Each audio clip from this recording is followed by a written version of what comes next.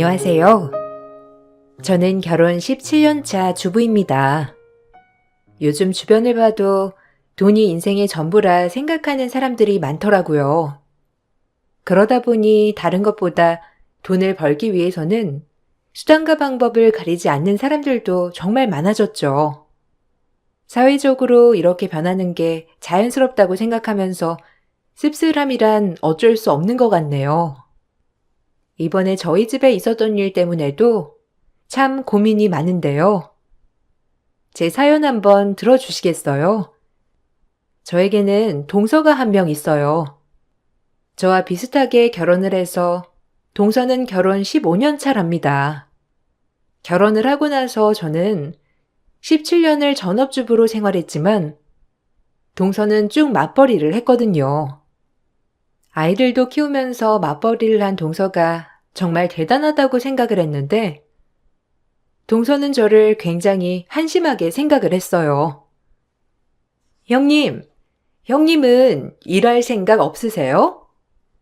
아니, 이제 애도 고등학교 들어갔겠다. 좀 여유롭지 않은가 싶어가지고요. 솔직히 아주버님 월급만으로는 좀 빠듯하지 않아요? 아무리 딸이 공부 잘해서 학원 안 다닌다고 해도 고등학교 들어가서는 또 다르다던데. 형님도 이제 밖에서 일하셔야죠. 일자리 구하기 어려우시면 제가 좀 알아볼까요?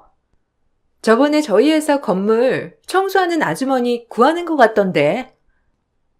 동서, 내 걱정해줘서 고마워. 근데 우리 괜찮아. 남편 월급으로도 충분히 생활할 수 있어. 안 그래도 동서 볼 때마다 진짜 대단하다 생각했는데 정말 대단한 것 같아. 애들도 보면서 일하는 거잖아. 어떻게 그렇게 부지런하게 사나 몰라?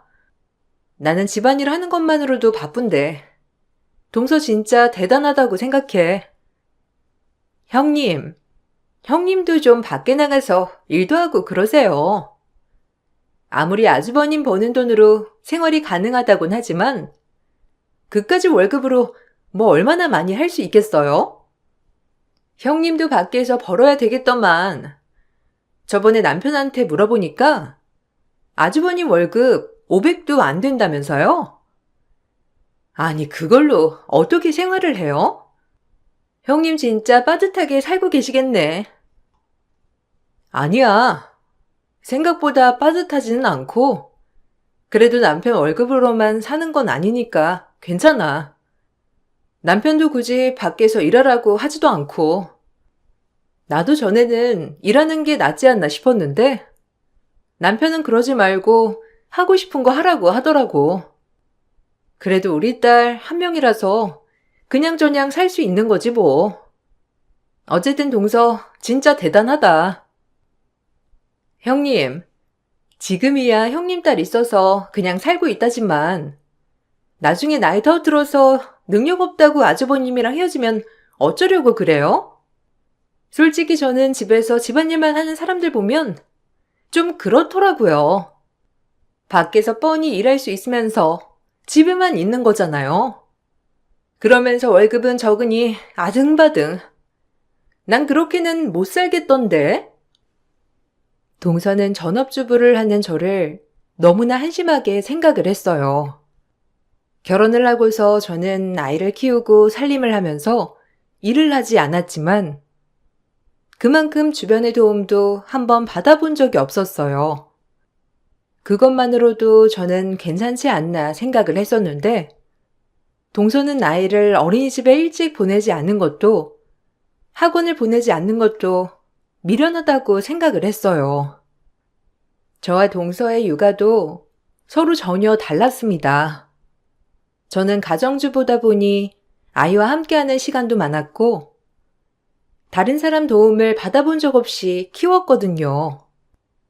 학원도 여러 곳 보내본 적도 없었는데 동서는 아이들이 태어나면 100일 때부터 어린이집에 보냈고 양가 부모님이 저녁까지 다 맡아서 키워주셨어요. 아이들이 어느 정도 크고 나서는 하루에도 3-4개씩 학원들을 돌려가며 보내며 집에서는 거의 잠만 자도록 하기도 했죠. 각자의 가정 상황이 달랐지만 전 그래도 동서의 상황을 존중해줬음에도 불구하고 동서는 저를 볼 때마다 한심하게 생각했어요. 아이들이 어릴 적에는 서로 마주칠 일이 그다지 많지 않았지만 점점 세월이 흐르면서 마주칠 일이 많아지자 저를 무시하는 시선을 더 잘 느끼게 되었죠. 시댁에 다 같이 모여 있을 때 시모가 꺼낸 말 때문에 동서에게 빈정이 상했던 적도 있었어요. 얘, 큰애야.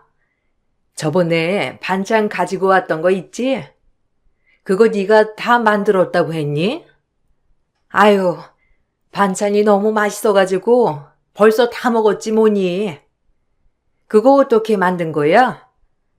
아니 나는 40년 살림해도 이런 맛 내기가 쉽지 않은데 우리 큰애는 손도 야무져서 그런지 반찬도 어찌나 맛깔나게 잘 만드는지 너무 맛있더라. 나랑 남편이랑 저번에 감기 걸려서 입맛 없을 때 네가 해준 반찬 먹고 살았어. 너무 고마워. 레시피 좀 알려줄 수 있니? 집에서 한번 만들어 보려고. 어머, 입맛에 잘 맞으셨어요? 다행이네요. 제가 레시피도 알려드리고 한번 다시 만들어 드릴게요. 저도 이번에 이것저것 만들다 보니까 딱 간도 맞고 맛있어서 만들어 드린 거거든요. 어머니 입맛에 맞으셔서 진짜 다행이에요. 남편도 저번에 했던 반찬 맛있다면서 싹싹 긁어서 먹었거든요. 그게 딱 입맛에 맞게 잘 됐나 봐요. 그래, 없던 입맛도 싹 돌아오더구나. 작은 애도 한번 이번에 큰 애 만들어 오면 먹어보거라. 정말 입맛 없을 때 먹으면 없던 입맛이 돌아온다니까. 안 그래도 둘째가 요새 입맛이 통 없다고 해서 내가 걱정했는데 형님이 만들어준 반찬 먹으면 좀 나아지지 않을까? 내가 큰애한테 레시피 받아가지고 너네 반찬 갖다 줄 테니까 한번 먹어보렴. 어머, 형님은 진짜 좋겠어요. 저는 일하느라 정신없어서 반찬 하나 만드는 것도 힘든데. 형님은 집에서 그렇게 놀고 있으니까 시간이 많아서 그런가? 반찬도 이거 넣을까 저거 넣을까 연구도 할 수 있고 얼마나 좋아요. 저도 그렇게 전업주부 했으면 음식 솜씨 진짜 날로 늘었을 텐데 너무 아쉽네. 아마 저도 전업주부 했으면 식당 차릴 만큼 음식 솜씨 늘어날걸요? 어머님, 저는 반찬 안 해주셔도 돼요. 제가 그냥 해서 먹을게요. 아휴, 일하는 사람 어디 서러워가지고 살겠나. 음식 잘하는 걸로 이렇게 눈치 봐야 하네. 아휴. 아휴, 둘째가 내가 하는 말에 마음이 상했구나. 그런 뜻으로 했던 건 아닌데 말이야. 둘째야, 내가 너 음식 잘한다 못한다 그런 소리 한 게 아니라 첫째가 했던 음식이 맛있어서 너도 먹어보라고 한 거야.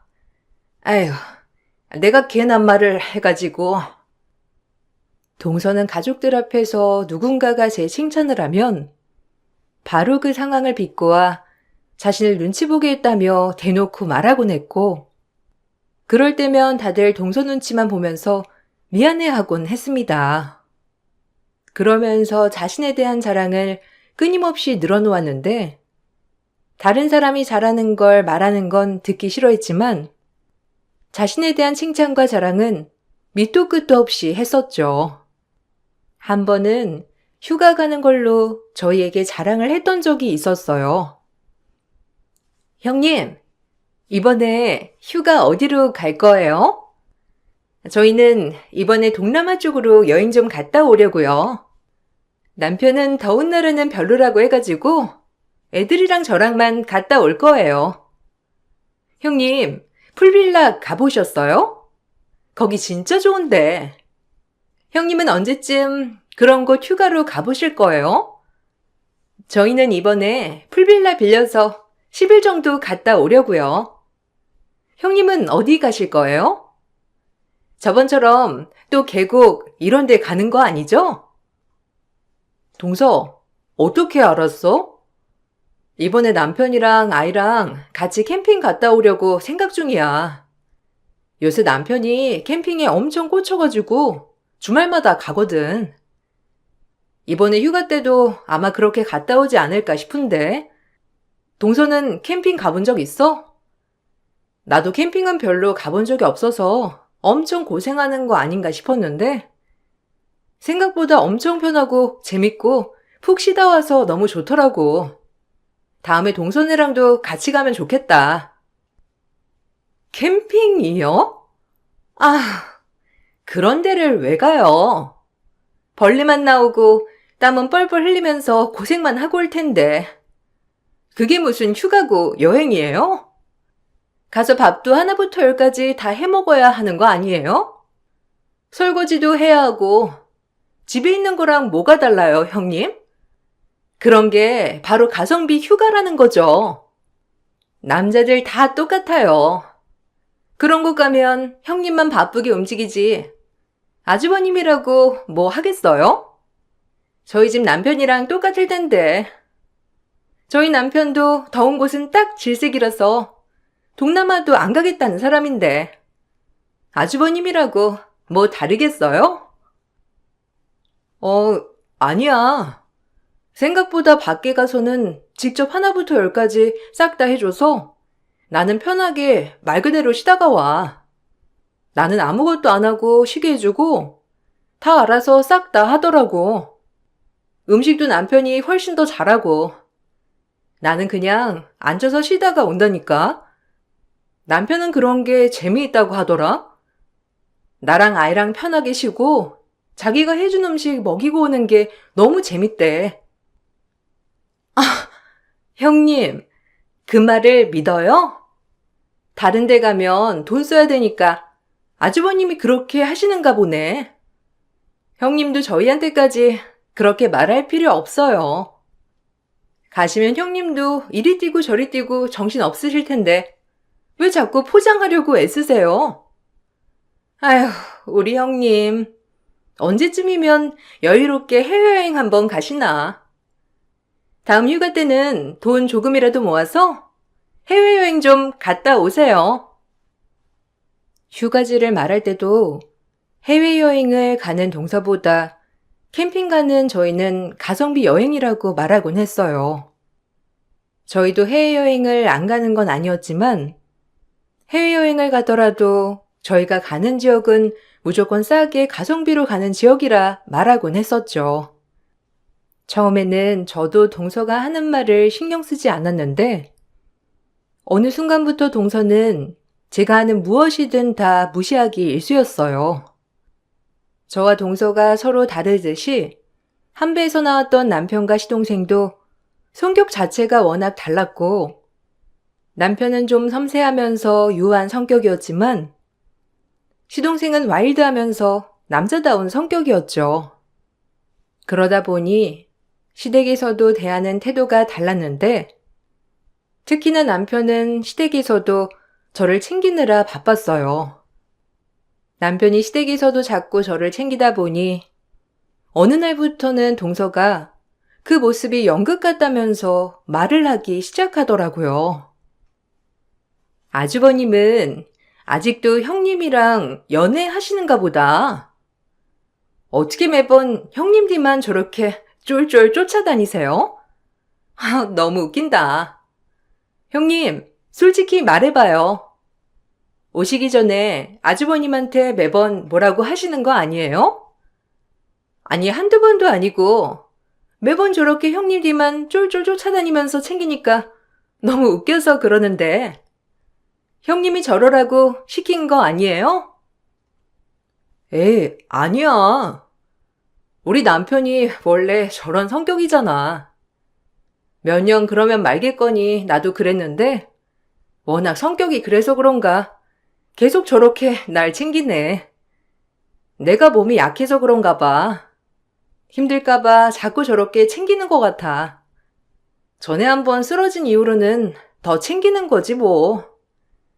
솔직히 나도 저 나이대 남편들 보면 안 그런 사람들이 대부분인데 남편 하는 거 보면 나는 복 받았지 뭐. 그래도 아버님이 어머님한테 하시는 것도 비슷하지 않아? 닮은 것 같아. 아니 뭐 아버님도 어머님 잘 챙기시기는 하지만 아주버님은 좀 연기하는 것 같달까? 다른 사람들 앞에서 우리 이렇게 잘 살고 다정하다 보여주는 것처럼 연기하는 것 같아서 그렇죠. 왠지 집에서 엄청 구박받아가지고 일부러 저러시는 건가 싶기도 하고. 그렇지 않아도 형님한테 물어보고 싶었는데 어머님도 솔직히 저런 거 보시면 별로 안 좋아하시지 않겠어요? 그래도 아들인데 며느리한테 쩔쩔 매는 거 보면 싫으시잖아요. 안 그래요, 어머님? 큰아들이 좀 우리 며느리지만 졸졸 쫓아가는 게 있긴 하지만 뭐 난 괜찮아. 아들이 저러는 거 보면 가정은 잘 지키겠거니 생각하는 거지. 오히려 마음이 놓이지 뭐. 큰아들이 원래 예전부터 세심하긴 했잖니. 자기 사람도 잘 챙기고 말이야. 그리고 저렇게 하는 것도 그네가 잘하니까 다 그런 거 아니겠어? 와이프가 잘하는데 남편은 와이프 떠받들 수밖에 없는 거지 뭐. 어머님, 그럼 저는 잘 못해가지고 남편이 저 안 떠받들어 준다는 거예요? 어머님, 그 말 너무 서운하네요. 저도 잘하는데 형님은 뭐 알아서 잘하니까 남편이 잘 챙기는 거고 저는 그렇게 못하니까 남편이 저렇게 텔레비전만 보고 있는 거예요? 저 진짜 서운해요. 동서는 이런 식으로 누군가가 저에 대해서 좋은 얘기를 하기 시작하면 그때부터는 서운하다며 말을 했어요.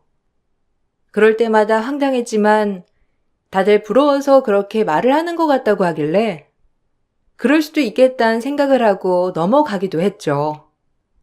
시댁에 무슨 일이 있어 동서가 한 소리를 들을 때면 저는 관련이 없는 일이라도 동서는 저를 걸고 넘어지기도 했어요. 당황스러운 일이었지만 동서가 왜 그러는지 이해가 되지 않으니 뭐라 할 수도 없었는데 어느 날은 동서네 아이들이 너무 말을 듣지 않아 훈육이 필요할 것 같다며 얘기가 나온 적이 있었어요.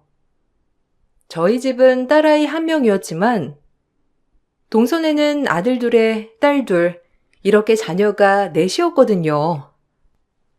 그러다 보니 아이들이 사춘기가 되면서 동서네는 조용할 날이 없었는데 시댁에 와서도 동서네 아이들은 수저 하나를 놓아본 적도 없었고 밥 먹을 때도 핸드폰을 다 들고 와서 밥을 먹어 시부모님께서 크게 혼을 내시기도 했어요. 그럼에도 불구하고 동서네는 한 번도 애들을 혼내거나 지적하지 않고 그냥 넘어가니 시댁에서도 걱정이 크셨죠. 우리가 아무리 손주들이 이쁘다곤 하지만 저번에 보니 애들이 너무 버릇이 없는 것 같구나. 아무래도 애들 훈육을 좀 해야 될 것 같아. 요즘 애들이 사춘기도 빨리 온다곤 하지만 아무리 그래도 혼낼 건 혼내야지. 그래야 애들이 배우고 올바르게 크지 않겠니? 둘째네는 애들이랑 좀 얘기를 해봐야 할 것 같다. 가족끼리 다 같이 밥을 먹을 때는 핸드폰도 내려놓고 밥을 먹어야지. 어른들이 있는 앞에서 그렇게 하면 엄마 아빠로서 훈육을 해야 하지 않겠어? 내 말 너무 잔소리로 듣지 말고 너희 위해서 해주는 말이야. 어머님, 괜찮아요. 요즘 애들은 그렇게 혼내면서 키우면 안 돼요. 어머님 자식 키울 때랑 지금이랑은 시대가 너무 다르잖아요. 얘들도 크면서 다 알아서 예의 차리고 배우고 그러는 거죠. 집에서부터 길을 그렇게 꺾어 놓으면 사회 나가서 어떻게 당당하게 사회생활 하겠어요. 애들이 밥 안 먹겠다고 투정 부리는 것도 아니고 그냥 핸드폰만 하는 건데 어머님 너무 예민하신 거 아니에요? 그리고 저희 애들한테만 그렇게 말하시는 것도 너무 하신 것 같아요. 소정이는 첫 손주라서 그렇게 감싸시는 거예요? 동서, 소정이가 무슨 첫 손주라서 감싸는 거야. 애들이 저번에 밥 먹을 때 다들 핸드폰 영상 틀어놓고 보면서 밥 먹길래 말하는 거야. 어린애들도 아니고 다 초등학교, 중학교 애들인데 밥상 앞에서는 그러면 안 되는 거 다 알잖아. 그리고 애들한테 사랑 주고 보듬어 주는 것도 동의하지만 그래도 어느 정도는 훈육을 해야지. 아무리 그래도 밥 먹는데 핸드폰 올려두고 보면서 밥 먹는 건 아닌 것 같아. 어른들도 있는데 말이야. 동서랑 서방님이랑 같이 애들 좀 훈육해야 되겠어. 아휴, 형님은 하나라서 그렇게 훈육도 할 수 있는 거지만 저희는 넷이잖아요. 그러면 어른들이 좀 봐줘야 하는 거 아니에요? 그리고 소정이도 잘못한 것도 있는데 왜 우리 애들은 뭐 하나 잘못하면 바로 이렇게 혼나야 하고 좀 너무하신 거 아니에요? 어머님도 그렇고 저희 집이랑 차별하시는 거 저 더 이상 못 참아요. 우리 애들도 애들이지만 형님 딸도 잘 챙겨야죠. 아무리 누나라도 애들한테 뭐라고 하는 게 어디 있어요? 건방지게. 그러다가 애들이 화나가지고 감정 상하면 어쩌려고요? 형님 딸이나 잘 챙기세요. 동서는 아이들이 버릇없어 훈육을 해야 되겠다는 어른들의 말에도 저희 딸은 혼내지 않으면서 자기 자식들은 혼을 낸다며 차별이라고 말을 했어요. 차별을 한다며 울며 불며 화내는 동서 앞에 대고 애들이 버릇이 없어 그런다고 얘기도 할 수 없고 다들 난감해 했었죠. 어떤 말을 하던지 본인들에게 좋지 않은 말이라면 저희와 차별을 한다며 따지니 어른들도 그 다음부터는 별다른 말을 안 하시더라고요. 동선의 부부는 평소에도 자신들에 대한 자부심이 대단했는데 동선의 부부와 밥을 먹게 되면 하루 종일 두 사람의 자랑을 들어주어야 했어요. 더군다나 동서와 시동생은 자신들의 자랑을 하면서도 저와 남편은 무시하곤 했습니다. 형, 내가 전부터 얘기했잖아. 이제 월급쟁이 그만하라고. 그거 벌면 얼마나 번다고? 그거 그만하고 나랑 사업 같이 시작하자니까. 내가 형이니까 같이 하자고 하는 거지. 전부터 같이 사업하자고 했던 사람들은 내가 다 쳐냈어. 형 지금 퇴사해가지고 퇴직금이랑 모아둔 돈 조금만 투자하면 우리처럼 돈 실컷 벌면서 살 수 있다니까. 솔직히 형네 지금 사는 집이며 차며 너무 부족하지 않아? 내가 형 보기 안타까워서 그래. 우리도 경제적으로 여유로우니까 애도 넷이나 낳을 수 있었던 거지. 형네는 쪼들리니 한 명만 낳은 거 아니야? 맞아요.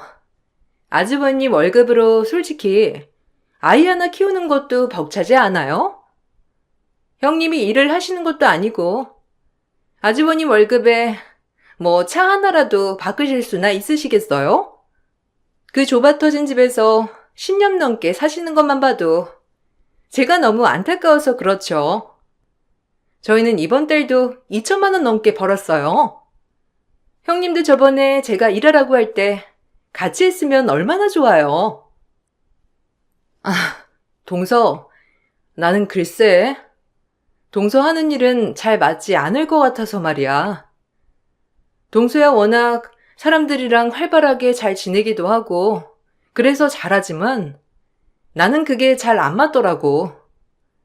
거기다가 남편도 그냥 살림하는 걸 원하기도 하고 우리가 그렇다고 많은 돈이 필요한 것도 아니라서 우리는 지금 생활하는 것만으로도 만족스러워. 아이고, 형수님. 그건 형수님 생각이죠. 형은 매달 저렇게 뼈 빠지게 일하는데 돈은 쥐꼬리만 하고 모아봤자 뭐 얼마나 모이겠어요? 그게 얼마나 스트레스겠어요. 형수님도 잘 생각해봐요. 형이 좀 더 편하게 일하도록 하려면 나랑 같이 사업하는 게 맞다니까요.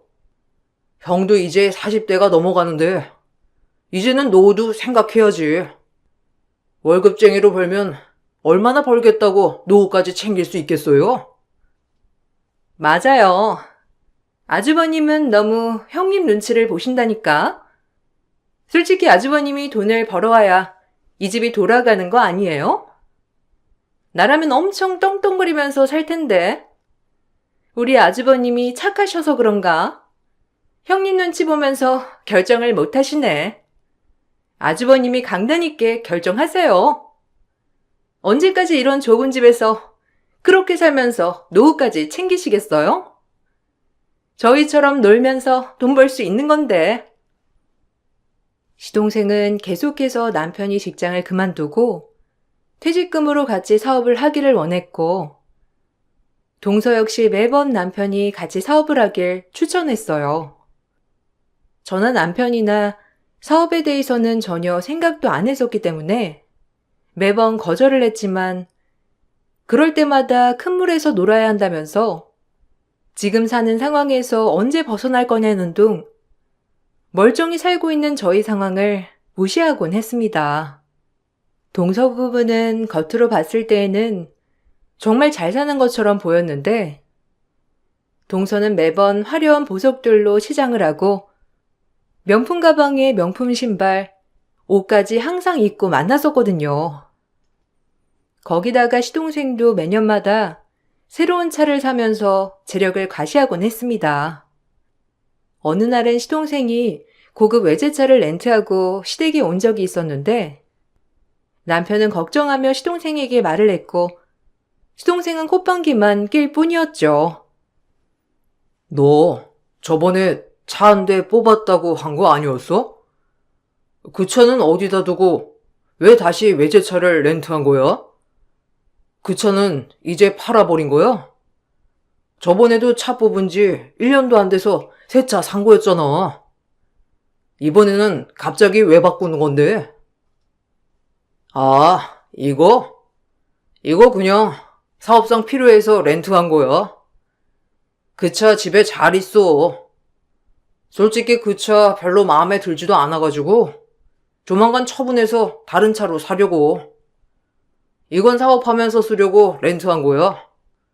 솔직히 요즘은 사업하면서 보이는 것도 중요하거든. 이렇게 좋은 차 타고 딱 사업 설명하러 가면 사람들 시선이 얼마나 다른지 알아? 그래서 사업용으로 하나 렌트했어. 뭐?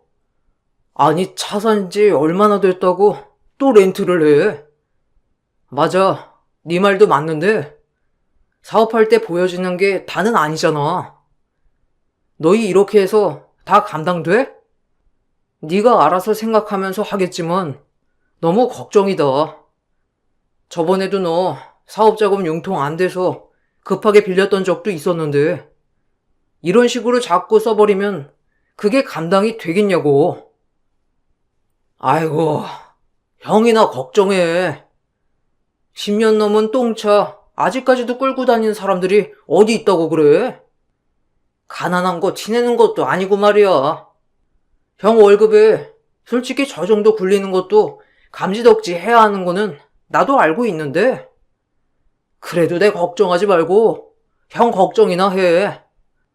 이참에 형수님도 좀 밖에서 일 좀 하라고 하고 형도 그 월급쟁이 그만두고 사업 나랑 같이 하자니까 그러네. 동서 부부의 재력 과시는 이걸로 끝나지 않았고, 얼마 후에는 100평대로 이사를 가게 되었는데, 이사를 하기 전 시댁 식구들이 전부 모인 자리에서도 역시나 저희를 무시하며 자신들의 재력을 과시했어요. 동서, 이사 가니까 진짜 마음은 편하겠다. 안 그래도 애들 방 하나씩 주고 싶었다면서 말했잖아. 이번에 가는 집은 방도 하나씩 줄 수 있으니까 애들도 엄청 좋아하겠네. 동서도 편하겠어. 전에 살던 집보다 훨씬 더 큰 평수 아니야? 이사 준비는 잘 돼가고 있어? 이사짐 싸는 것도 만만치 않던데. 나중에 정리할 거 생각하면 머리 아프겠다. 에이, 요즘 누가 내 손 쓰고 이사해요? 다 업체 맡기지. 없는 사람들이나 이사로 골머리 아프지. 저는 아플 것도 없어요. 열심히 일한 보람이 또 여기서 오는 거죠.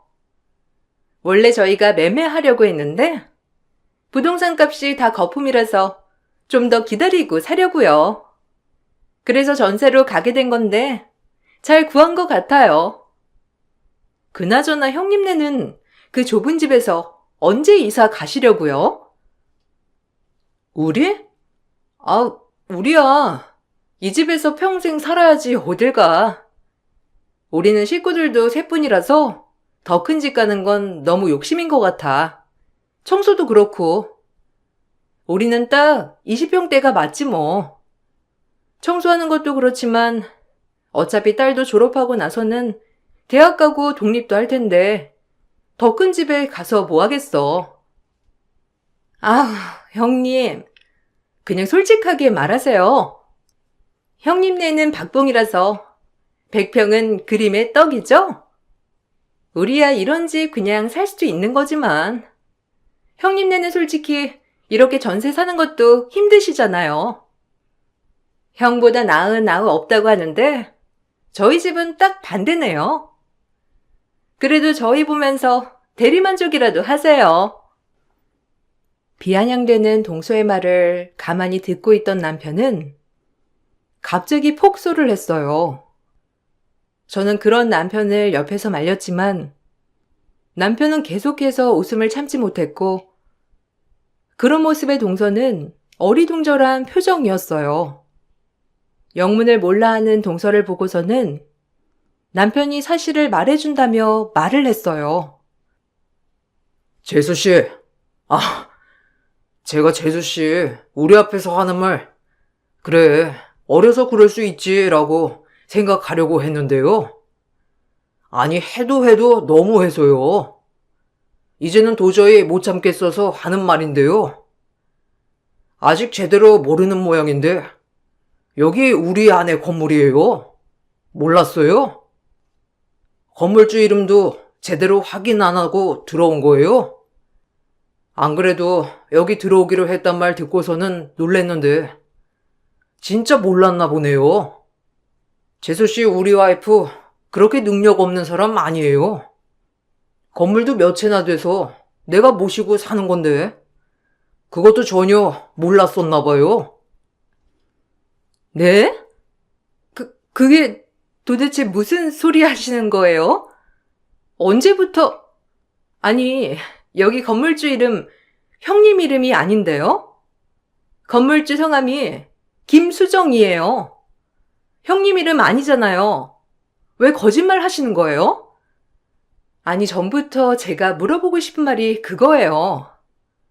아주버님이고 형님이고 배 아프시면 배 아프다고 솔직하게 말로 하시면 되는데 왜 거짓말 하시는 거예요?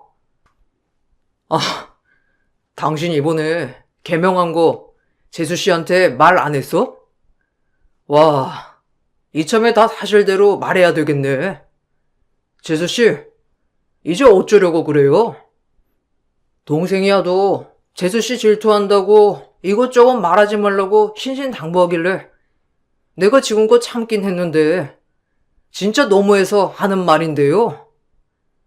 우리 집에서 아마 제일 돈 많은 사람 우리 와이프일걸요? 잘 사는 집 딸내미랑 결혼한 게 나고 아마 재수씨네보다 우리 와이프가 제일 잘 살 거예요. 거짓말 좀 하지 마세요. 그렇게 잘 사는데 왜 집도 그런 집에서 살고 차도 10년은 더 넘은 차 끌고 다니시는 건데요? 형님, 명품 가방도 하나 없으시고 10,000원짜리 티 입고 다니시잖아요. 그렇게 하고 다니는데 무슨 잘 사는 집 딸이라는 건데요? 아주버님이 뭔가 착각하고 계시는 거 아니세요? 재수 씨가 진짜 뭘 모르고 있네요. 원래 잘 사는 집에서는 그런 거 안 따지는 거 몰라요?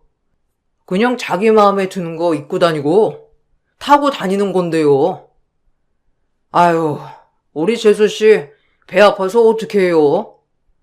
100평 집도 그거 우리 와이프 건데. 이제 불편해서 어떻게 살려고 그렇게 했어요. 사실 전 잘 사는 집 딸이었어요.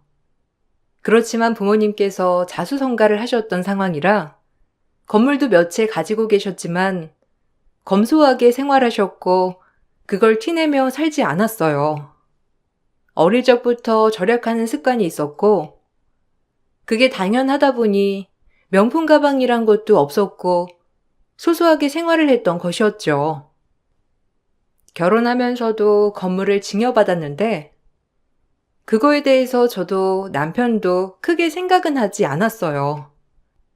건물에서 나오는 비용은 전부 노후 자금으로 모아두거나 크게 돈을 써야 할 때만 썼을 뿐 그걸로 사치하며 살았던 적도 없었습니다. 남편네 집 역시 시부모님이며 남편도 모두 돈에 집착을 하시는 분들이 아니셨는데 시동생만이 인생에 중요한 것이 돈이라고 생각을 했었고 시동생이 만난 동서도 생각이 똑같았을 뿐이었어요. 그 후로 동서는 제 건물에 이사를 갈 수 없다면서 이사를 가지 않았고 어떻게 마련을 했는지 비슷한 평형대 집을 무리해서 구입을 했더라고요. 자신들을 기만한 것이라면서 그 이후로는 저희가 연락을 해도 받지도 않았죠. 그래도 잘 지내는 것처럼 보여 다행이라 생각을 했었고 그때까지만 하더라도 저희는 동서네가 정말로 금전적으로 여유가 있구나 싶었거든요. 그런데 얼마 지나지 않아 동서네는 결국 망하고 말았습니다. 알고 보니 시동생 사업은 이미 거의 망하기 직전이었던 상황이었어요. 계속 남편에게 자기랑 사업하자면서 꼬드겼던 것도 투자를 종용하기 위해서였고 이미 투자를 받았던 것도 제대로 배상하지 못해 사업은 파탄 지경에 이르게 되었던 상황이었어요. 거기다가 물건을 판촉하며 사업을 하던 동서 역시 자기가 파는 물건들을 사재기하고서 실적을 올렸던 것이었고 결국 나중에 사재기 했던 것들이 터지면서 망하게 되었습니다. 뒤늦게 동서는 저에게 도와달라며 연락이 왔어요. 형님, 저 좀 도와주시면 안 돼요? 형님이 도와주실 수 있잖아요. 사업이 지금 잠깐 위기이긴 한데 저희 금방 극복할 수 있거든요. 지금 상황만 딱 벗어나면 다시 살릴 수 있는데 형님이 좀 도와주세요. 그간 잘 사는 거 저희한테 감쪽같이 숨기시고 계셨잖아요. 저희한테 미안한 거 있으실 텐데 한 번만 도와주시면 안 돼요? 동서, 무슨 소리야? 우리 박봉으로 어떻게 동서 사업을 도와주라는 건데? 알다시피 우리 박봉이라 빡빡해서 못 도와줘. 그리고 내가 잘 살건 못 살건 동서한테 감쪽같이 숨긴 게 아니고 굳이 말을 안 했던 거야. 애초에 무리해서 사업 벌였던 건 동서인데 우리가 어떻게 도와달라는 건데? 그렇게 우리 무시했으면서 이제 와서 도와달라고 하는 건 무슨 소리야? 아, 형님, 저번에 한 얘기 때문에 그러시는 거예요? 저희 애들도 있고 지금 길거리에 나앉게 생겼어요. 조금만 도와주시면 안 돼요? 저희 갈 곳도 없고 형님 집 건물 아직 비어있는 거 아니에요? 저희 집도 처분할 거고 저희 거기 들어가서 살게요. 형님 돈 많으시니까 그냥 들어가서 살아도 되죠? 아, 한 번만 도와주세요. 동서, 그렇게 찌질하게 산다면서 비아냥대던 건 어디 갔어? 내 건물이란 거 알고 나서는 동서 내 전화도 안 받고 무시했잖아.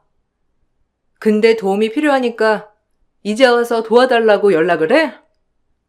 동서야말로 나한테 미안한 게 있어야 하는 거 아니야? 동서 도와줄 수 없고 그런 마음도 없으니까 나한테 연락하지 마. 동서는 계속해서 도와달라고 했지만 전 도와줄 수 없다는 태도를 고수했어요. 결국 동서와 시동생 사업은 망했고 두 사람은 집까지 처분하고 시댁에 들어가 살게 되었습니다. 동서는 일반 직장에 격리로 취직을 했고 시동생 역시 공장에 취직을 해 다니고 있어요. 저녁이면 두 사람이 같이 투잡까지 뛰고 있다고 하는데 시부모님께서는 앞으로 더 고생하면서 정신 차려야 한다며 저한테는 일절 도와주지 말라고 신신당부를 하고 계세요. 그런데 요즘 동서며 시동생이며 계속해서 집만이라도 도와달라며 연락이 오고 있어 고민하고 있답니다. 이걸 도와준다면 동서와 시동생이 저에게 고마운 마음을 갖기는 할까요? 여러분의 생각은 어떠신가요?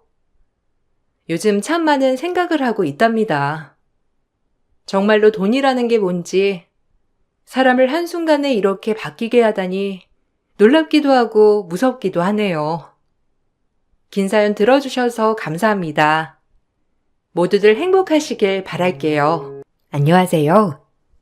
경기도에 살고 있는 40대 초반 여성이에요. 이런 글을 쓰게 될 날이 올 줄은 정말 몰랐지만 지금은 가벼운 마음으로 글을 쓰게 돼서 정말 기쁘답니다. 저의 결혼 생활은 지금 돌아보면 참 답답하고 후회가 많았던 결혼 생활이었어요. 남편과 처음 결혼할 때부터 제가 대학을 안 나왔던 이유로 시어머니는 절 탐탁치 않게 여기셨지만 그래도 허락은 해주셨죠. 저 역시도 그런 어머님께 감사하는 마음으로 지냈고요. 살림살이 독인객인이라 누가 집을 해줄 수도 없는 형편이어서 결혼 후 10년 동안 내조하며 아르바이트하고 남들한테 짠순이라고 손가락질까지 받아가며 돈을 악착같이 모아 결국 내 집 마련에 성공하였답니다. 그렇게 제 인생 탄탄대로만 걷는 줄 알았어요. 집을 샀을 때 그 쾌감 정말 잊지 못할 것 같은 순간이었어요. 우리가 드디어 집이 생겼어. 이제 이사도 안 다녀도 되고 10년 동안 전세 월세 서러움 많이 받았으니 이제 좀 즐기며 살아보자. 내 인생도 이렇게 벼뜬 날이 있다니 너무 좋다. 당신도 수고 많았어, 그동안. 나 만나서 고생하느라. 아니야, 우린 가족이잖아. 그래도 이렇게 집까지 마련하고 빚은 좀 늘었지만 그래도 이제 마음이 정말 편해서 다행이야. 우리 현지랑 당신이랑 새 식구 도란도란 살아보자. 내가 더 잘하도록 노력할게. 이제 고생 끝, 행복 시작이야. 엄마가 반대하는 결혼까지 해가면서 자기랑 이렇게 살기까지 진짜 많은 시간이 흘렀다. 고마워. 정말 내 옆에 있어줘서. 알긴 안 해. 이제 우리 현지랑 새 식구 행복길만 남았으니 과거 얘기는 그만하자. 그땐 그때고 지금은 지금인데 뭐. 남편은 오히려 과거에 있었던 일을 얘기하며 저한테 미안해했고 이렇게 된 게 제 덕분이라며 정말 고마워했어요. 그야말로 행복이 코앞이었죠. 이제 고생 끝이라고 생각하고 있을 무렵 행복 뒤에 검은 먹구름이 몰려오고 있더라고요. 오랫동안 한 직장에서 일을 했던 남편은 회사 사정이 어려워 권고사직을 당하고 말았고 꼴랑 퇴직금 몇 푼으로 근근히 살아가야 하는 처지가 되었어요. 집이 생겼기 때문에 더더욱 열심히 살아야겠다고 다짐했던 그때 저희에게 불행이 닥쳐온 것이었죠. 한창 일할 나이에 남편의 실직은 집에 커다란 영향을 불러왔고 저 역시 조금 더 악착같이 허리띠를 졸라매야 했습니다. 말은 명예퇴직인데 권고사직이지 뭐. 아, 이제 뭐 먹고 사냐? 당장에 다 어린 사람들 뽑지. 누가 나 같은 사람 채용하겠어. 그래도 알아는 봐야지. 일단 퇴직금 남은 거랑 해서 조금 생활하다가 자기 취직하면 그때부터 더 괜찮아질 거야. 힘들어도 잘 헤쳐나가 봐야지. 우리 더 어려울 때도 많았잖아. 분명 일할 때는 많으니까 너무 걱정하지 마. 알겠지? 나도 도울게. 당장에 일자리부터 알아봐야지. 이렇게 마냥 놀 수도 없고. 미안하다. 너 볼 낯이 없다 내가. 행복 시작인 줄 알았더니. 아니야, 됐어. 가족끼리 무슨. 자기도 좋은 회사 들어갈 수 있으니까 너무 그렇게 낙담하지 마. 혹시 알아? 연봉 더 많이 받을지. 남편은 저에게 미안해했고 그거면 충분했어요. 사실 남편 잘못이라기보다 회사 사정 때문에 그런 거니까 이해하기로 했어요. 그리고 계속 제가 편의점이며 마트 캐셔 등등 아르바이트를 지속했었기 때문에 생활은 어느 정도 가능했어요. 하지만 딸이 원하는 피아노 학원을 보내주지 못해 마음이 너무 불편하고 안 좋았어요. 무슨 부귀영화를 누리자고 애 학원 하나 못 보내는 형편이 되었나 싶을 정도로 말이죠. 엎친 데 덮친 겨 이 와중에 시댁은 부동산 사기를 당해 그동안 가지고 있던 전 재산도 잃고 길거리에 나앉게 되었습니다. 그들은 오갈 데가 없어지자 한밤중에 저희 집으로 몰려오게 되었어요. 정말 답답한 나날들이었죠. 솔직히 시부모 모실 수 있다고 생각했습니다. 하지만 저희 시부모님의 만행을 보면서 점점 집안은 풍비박산 나기 시작했죠. 내 팔자가 무슨 팔자라니? 다 늙어서 이제 밥 먹을 걱정은 없겠다 했더니 지금 네 애비가 사기를 당해가지고 지금 이렇게 당장에 내일 밥 먹을 걱정을 해야 하는 팔자라는 게 믿기지가 않는다 정말. 아유, 어디 한번 나처럼 불쌍한 사람 있으면 나와봐. 아, 그만해. 몇 번을 말하는 거야? 사람이 잘 좀 해보겠다고 한 건데 나도 당신 푸념 지쳐 죽겠단 말이야. 그만 말해. 뭐예요? 지금 누구 때문에 내 신세가 이렇게 됐는데 지금 어디다 대고 큰 소리예요? 아주 웃기는 양반 아니야 이거? 아, 그만들 하시고요. 내 집처럼 편안하게 계세요. 아들 집인데요 뭐. 그리고 제가 장남이기도 하고 당연히 모셔야죠. 당연하지. 큰아들 이렇게 집 사가지고 잘 사는데 오빠가 엄마 아빠 모셔야지. 그럼 누가 모셔? 엄마, 내 집처럼 편안히 있어. 아빠랑 엄마 그만 싸우시고 일단은 그래도 오빠 집에 왔으니까 좀 마음 좀 푸세요, 둘 다. 이제 어쩔 도리도 없잖아. 언니, 괜찮죠? 그럼 당연하지. 뭘 물어. 제가 있으니까 여기 편안히 계세요. 아들 좋다는 게 뭡니까? 엄마 아빠 아들 믿고 푹 쉬세요. 그들의 대화를 듣고 있는데 마음이 불편했어요.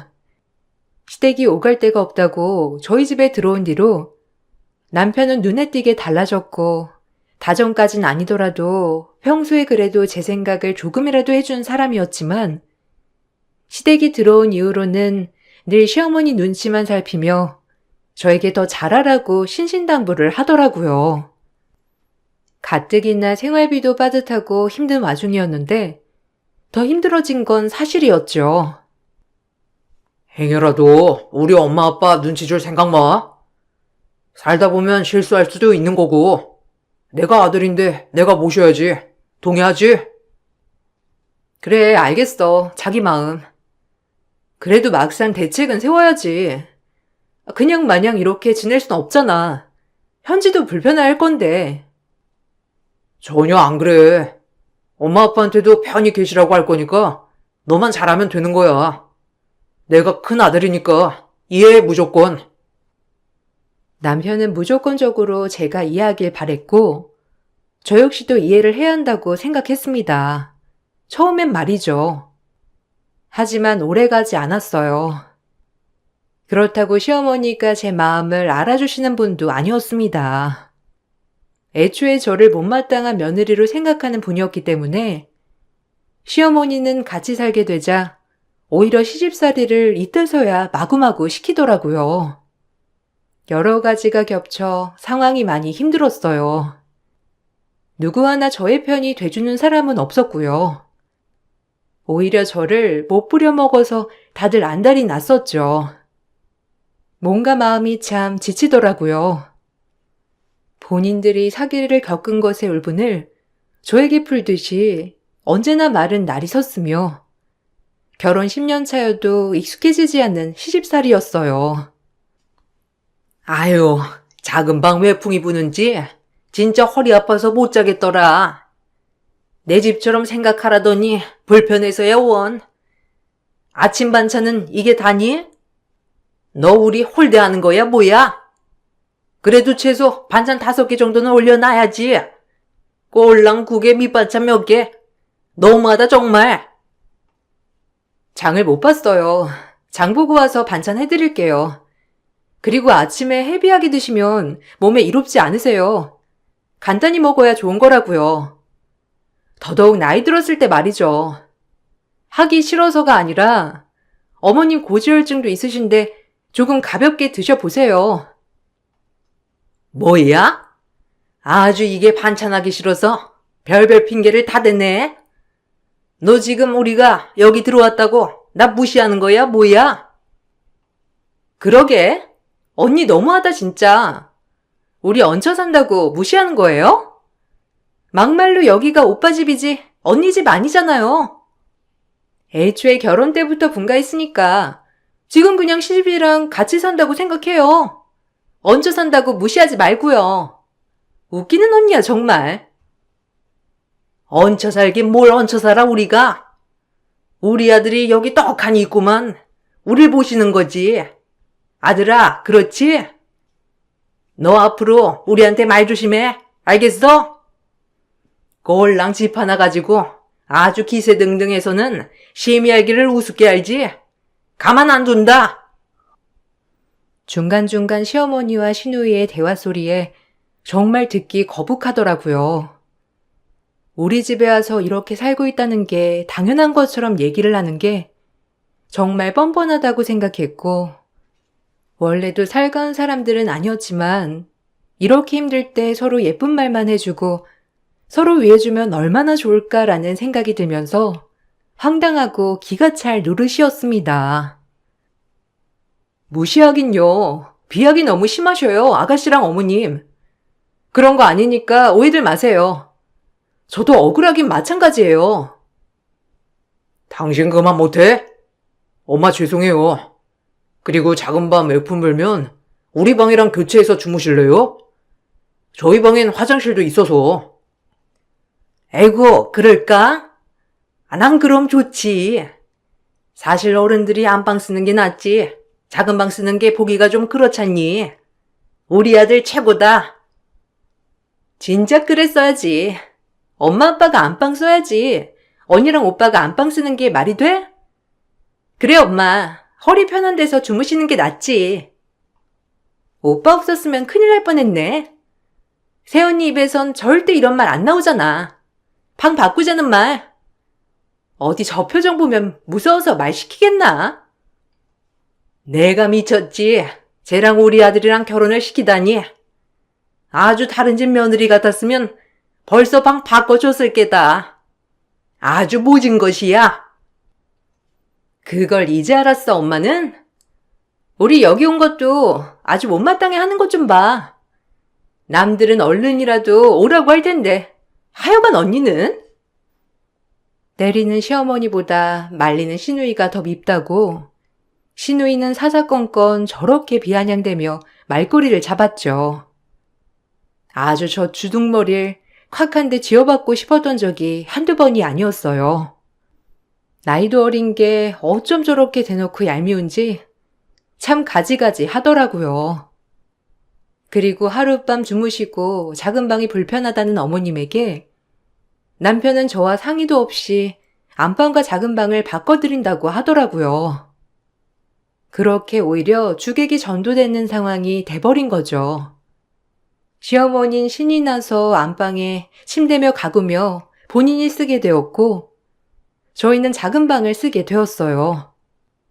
여기까지도 좀 어이가 없던 부분이었지만 그래도 이 정도까진 정말 어른에 대한 예의로 참자고 마음을 다스렸어요. 남편이 실직한 상태인 걸 시댁은 몰랐기 때문에 매일같이 남편은 취직 자리를 찾는다는 핑계로 아침부터 밖에 나가게 되었고 저는 딸린 식구가 많아진 관계로 아르바이트를 늘려야만 했습니다. 하지만 그 어느 누구 하나 생활비 한번 보태겠다고 하는 식구들은 없었어요. 그야말로 저 혼자 아등바등 하는 삶이더라고요. 남편의 퇴직금은 떨어져만 가고 있었고요. 저 좀 나갔다 올게요, 어머님. 현지 오면 점심만 챙겨주실 수 있을까요? 제가 오늘은 좀 늦을 것 같은데 이것저것 해야 해서. 너 아주 잘 싸돌아다닌다. 네가 하는 게 뭐가 있다고 이렇게 싸돌아다니기만 하는 거야? 늙은이들 제때제때 밥이나 챙겨주고 내조나 잘하면 되는 거지. 아주 우리 아들이 벌어다 준 돈으로 펑펑 쓸어 다니기 바쁜 거지? 애초에 머리에 든 것도 없는 네가 우리 며느리가 된다고 했을 때부터 걱정했다. 이 집 누구 덕분에 사는 거야? 네가 지금? 네가 우리 아들 아니었으면 이런 집이 가당키나 해? 우릴 모신다고 생각해. 알겠어? 네가 얹혀 살면 얹혀 사는 거지. 절대 우리가 얹혀 사는 거 아니니까. 명심해라. 너무하신 거 아니에요? 어머님 이 집 저 아니었으면 절대 못 샀어요. 생활비도 아끼고 아르바이트도 2탕이나 뛰어가며 마련한 돈으로 대출 못해서 산 집이라고요. 어머님 아들 월급으로만 이런 집이 가당키나 한 줄 아세요? 저 다녀올게요. 저것이 아주 시애밀무시해. 지금 내가 이러고 있다고 무시하는 거지? 너 어디 두고 봐라. 우리 아들 오면 다 일러줄 거야. 너무 화가 나 그대로 어머님께 쏘아붙이고 아르바이트를 나갔어요. 마음 같아선 애비가 실직 상태라 일을 나가야 한다고 말을 하고 싶었지만 남편이 절대 비밀이라고 시댁 식구 걱정시키고 싶지 않다고 저에게 간곡히 부탁을 하였기 때문에 저런 모욕을 들어도 꾹 참아야만 했죠. 오전에 편의점 알바, 오후에 갈비집에서 아르바이트를 하고 기가하던 길 진짜 지치더라고요. 그렇지만 퇴근한 저에게 돌아온 건 시댁 식구의 비아냥과 남편의 폭언이었습니다. 남편도 스트레스가 이만저만이 아니라 그런지 변하더라고요. 아니 원래 그런 모습이었지만 제가 있어 좋은 모습만 봐왔을지도 모르겠다는 생각을 했어요. 남편은 저에게 절대 힘이 돼주는 존재가 아니었고 오히려 시어머니 편에 서서 저를 더 힘들게만 하는 인간이었거든요. 이 집에 마음 붙일 때라곤 없었어요. 허참, 이제서야 기어오는 거 봐라. 우리가 저녁을 못 먹었든 신경도 안 쓰더니 넌 갈비 먹고 온 거냐? 갈비 냄새 난다. 아니요. 뭐 좀 일이 있어서 잠깐 들렸던 거예요. 식사는 하셨어요? 요즘 정신이 없어서 이 시간까지 안 드신 건 아니죠? 지는 갈비 처먹고 오린 꼴랑 찬밥으로 밥을 때우게 하고 애비야, 이게 정상인 거야? 너 입이 있으면 말을 해봐. 당신 요새 살림하긴 하는 거야? 어머니 아버지가 집에 있으면 더 잘해야 할 거 아니야? 아, 왜 이렇게 밖으로 나가도냐고. 뭐? 당신이 지금 그렇게 말할 자격이나 있어? 내가 누구 때문에 밖으로 나도는데. 그리고 어머님, 밥 한번 차려 드시는 게 그렇게 어려우세요? 평상시에 그럼 어떻게 드셨어요? 저 진짜 지치고 힘드니까 말 조심 부탁드릴게요. 어머나, 얘 쌍심시키고 말하는 것 좀 봐라. 애비야, 너 있는 데서도 이러는데 나 혼자 있을 땐 오죽하겠냐? 일해서 돈 없는 부모는 부모도 아니라고 했다고. 내가 이런 홀대를 받게 될 줄 누가 알았어? 천하의 나쁜 것 같으니라고. 아주 못됐어. 당신 얼른 사과 안 드려? 어머니한테 당장 사과 드려. 안 그러면 용서 안 할 줄 알아. 내 부모다 생각하면 이게 이럴 일이야? 남편과 시어머니의 어이없는 개소리에 말문이 막혔어요. 그리고 남편의 이런 태도들이 정말 실망스럽고 이제서야 본색이 나오는구나 싶은 것이 미어지기 시작하더라고요. 이렇게 마마보이인 줄 알았으면 결혼하지 않았을 텐데 라는 후회와 함께 말이죠. 늘 이런 식이었어요. 밖에 나가 힘들게 아르바이트 두탕세탕 하는 저는 나중에 없었고 집에서 뜨신 밥 먹는 시부만 걱정하는 남편이었어요. 시어머니는 원래 그러신 분이니 그러려니 했지만 남편과의 관계가 악화되자 솔직히 참기가 좀 힘들었습니다. 엄마한테 다 들었어요. 언니 너무한 거 아니에요? 혼자 갈비 먹고 우리 엄마 아빠는 라면 먹게 해요, 지금? 그게 인간이에요? 아가씨, 말 조심해요. 나 지금 엄청 참고 있으니까. 그리고 내가 갈비 먹었다는 증거 있어요? 설령 먹었다 한들 내가 이렇게 아가씨한테까지 홍게 들어야 하는 입장인가요? 아가씨 지금 일하고 있죠? 아가씨도 생활비 내도록 해요. 어머님, 아버님이야 뭐 그렇다 치지만 아가씨는 내야죠. 물세, 전기세, 밥값 이런 거 기본적으로 내야 하는 거 아니에요? 이번 주까지 주세요. 아, 웃겨 진짜. 오빠 믿고 설치는 거예요 지금? 생활비라니? 내가 내 오빠 집에 사는데 왜 생활비를 내야 하는데요? 아가씨 성인이잖아요. 제가 아가씨까지 부양해야 할 의무는 없다고 생각하는데 아가씨한테 생활비 받으면 그 돈으로 어머님 아버님 갈비 사드릴 테니까 이번 주까지 돈 준비해줘요. 매월 10일 이때 생활비 받을게요. 30만 원씩 아셨죠? 오빠도 알아요? 진짜 웃겨. 아주 돈돈돈.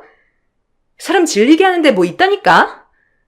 오빠 안 만났으면 아마 언니도 이렇게 살기 힘들었을걸요? 이 집도 오빠 명의잖아요. 그런데 왜 이렇게 설쳐대는지. 솔직히 막말로 언니만 남 아니에요? 피도 안 섞인? 남이라면 할 말 없네요. 그럼 남인 저한테 아무것도 바라지 말고 그렇게 위대한 오빠한테 다 해달라고 하세요. 진우는 오히려 저에게 한 방 먹고 말문이 막혔어요. 얼마나 고소하던지.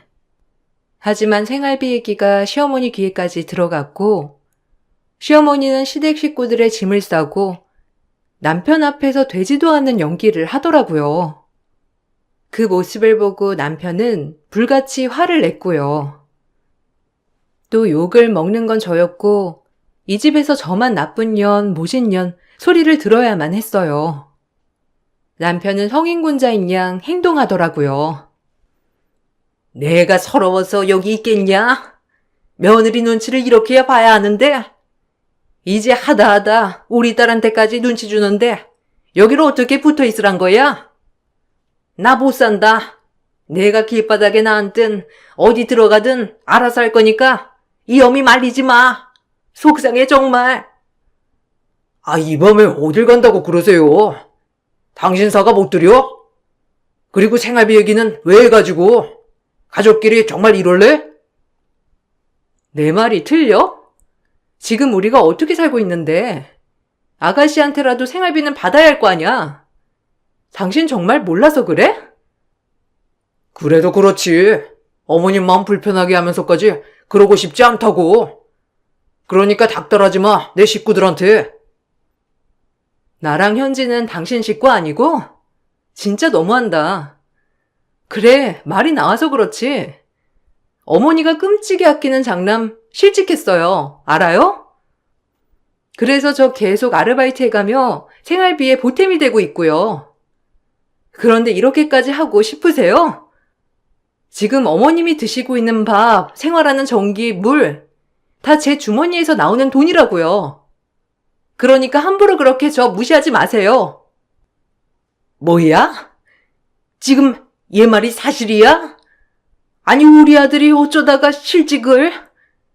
이게 다 저 대학도 못 나온 게 내조를 잘 못하니까 밖에서 이런 꼴을 당하는 거 아니야?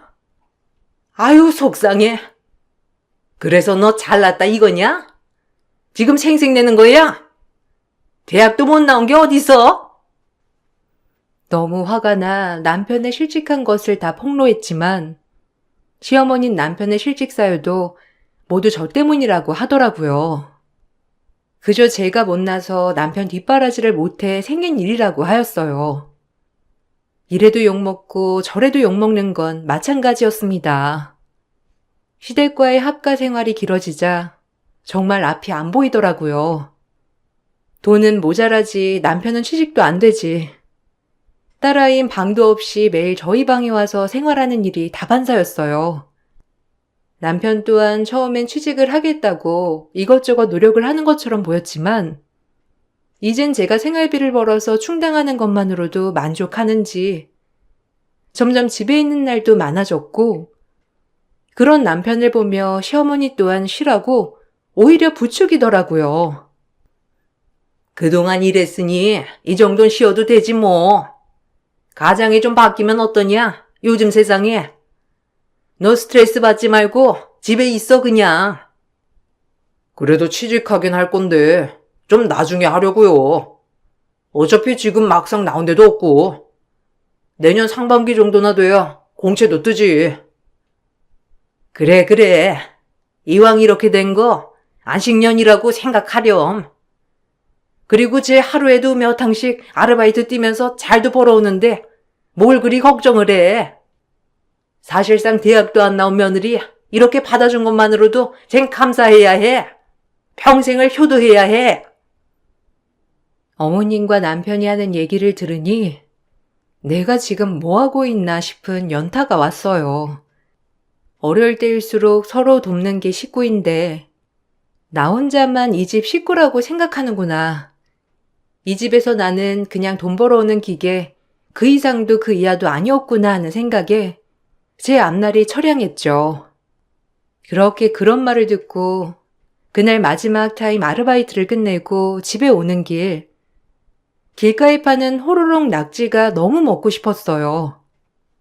그날따라 왜 이렇게 맛있어 보이던지 점심도 못 먹고 하루 종일 일했더니 사실 배고픈 건 사실이었죠. 마침 어제 오늘 연장으로 아르바이트 2시간을 더 했기 때문에 추가 수당까지 받았고 저 낙지 한 꼬치로 보상해주고 싶었어요.